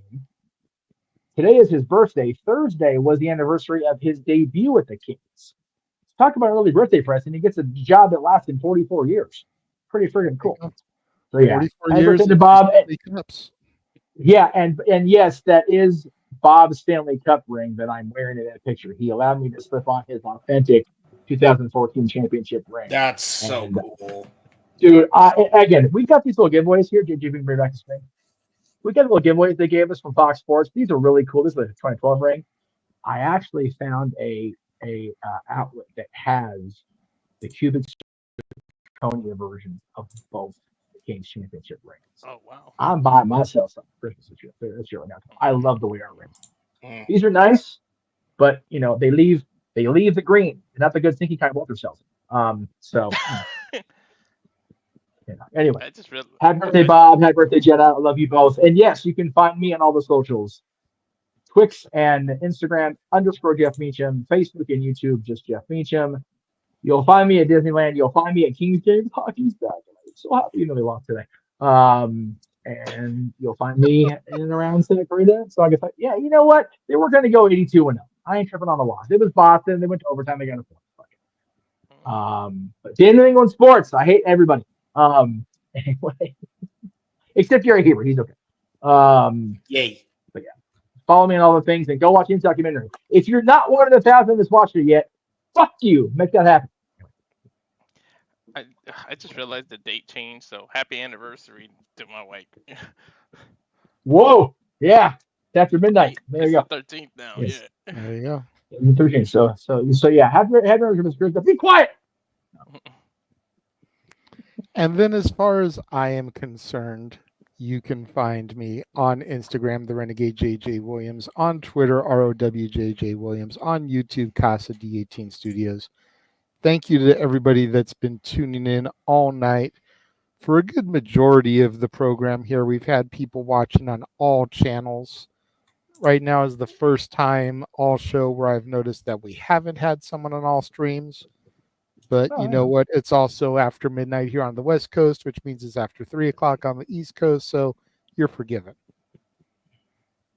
There is a slight schedule change to the Saturday Shenanigans. We are no longer doing karaoke on the 26th after Bound for Glory. We have instead moved it up to next week. Damn it. Same bat time, same bat channel. This is done for a couple of different reasons. Yes. You know, number one, the 26th is going to be a very busy day for Walter and James as they call both UFC 308 and Bound for Glory. And then we're expecting them to put their voices to sing karaoke as well. Yeah.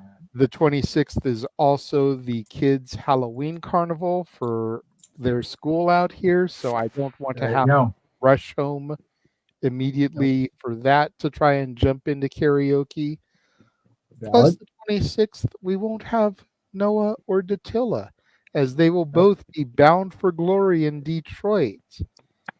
So by moving it up a week, we get Noah's participation, much to his chagrin. He thought he was going to escape it this time, and he almost had it. He almost had it. But as you can tell, Noah is so excited to be able to be a part of Karaoke next Saturday night. Much like we did for the country karaoke, we've just got all the songs that were on the Halloween playlist on the wheel. We will spin the wheel, make a deal, and whatever song comes up, the person will have to sing. Not only will it be the five of us in the room, but confirmed Natalie will be there as well. Stupid cosplay fake ass holiday. So my daughter will be in the house. Hopefully Datilla will be in the house. I haven't talked to Mansfield or Statboy yet. Hopefully one or both of them can be in the house. So much fun, it's scary. And then the 19th, karaoke. Because we're on the 19th, I'll be able to be there too. Because the 26th, I will be at the Myers house watching Halloween 1 and 2. So I will. And then the other reason we moved it is because the next day is the big Singers with Honor with Joe Hendry. So karaoke money is going to go to that, as far as I'm concerned. Yes. So I get to be Joe Hendry next Sunday. Assuming Jeff does good that evening and can afford to go there. Hint, hint. Spend that dough and all appear standing next to Joe Hendry. Dun, dun, dun. There you go. Wow, that was a lag and a half, James. Jesus. Yeah, sorry. So that just about wraps it up for this week's episode of the Saturday Shenanigans. Again, make sure you follow everybody associated with the Simply Reliable Studios, the only reliable SRS in professional wrestling. Damn right. Damn it. And we do not digress. Nope. Sending shade at SRS, sending shade at SRS. What? For Kevin Walter, for Datilla, for the He-Man James Hebert, for Mr. Reliable Walter Cruz, for Jeff motherfucking Meacham, and even for Noah Foster, who sang this week and will be singing next week, much to his chagrin. Yes. I am the Renegade JJ Williams, thanking everybody for joining us here this evening, and we will catch you guys next week. And for titties all around the world. Yeah.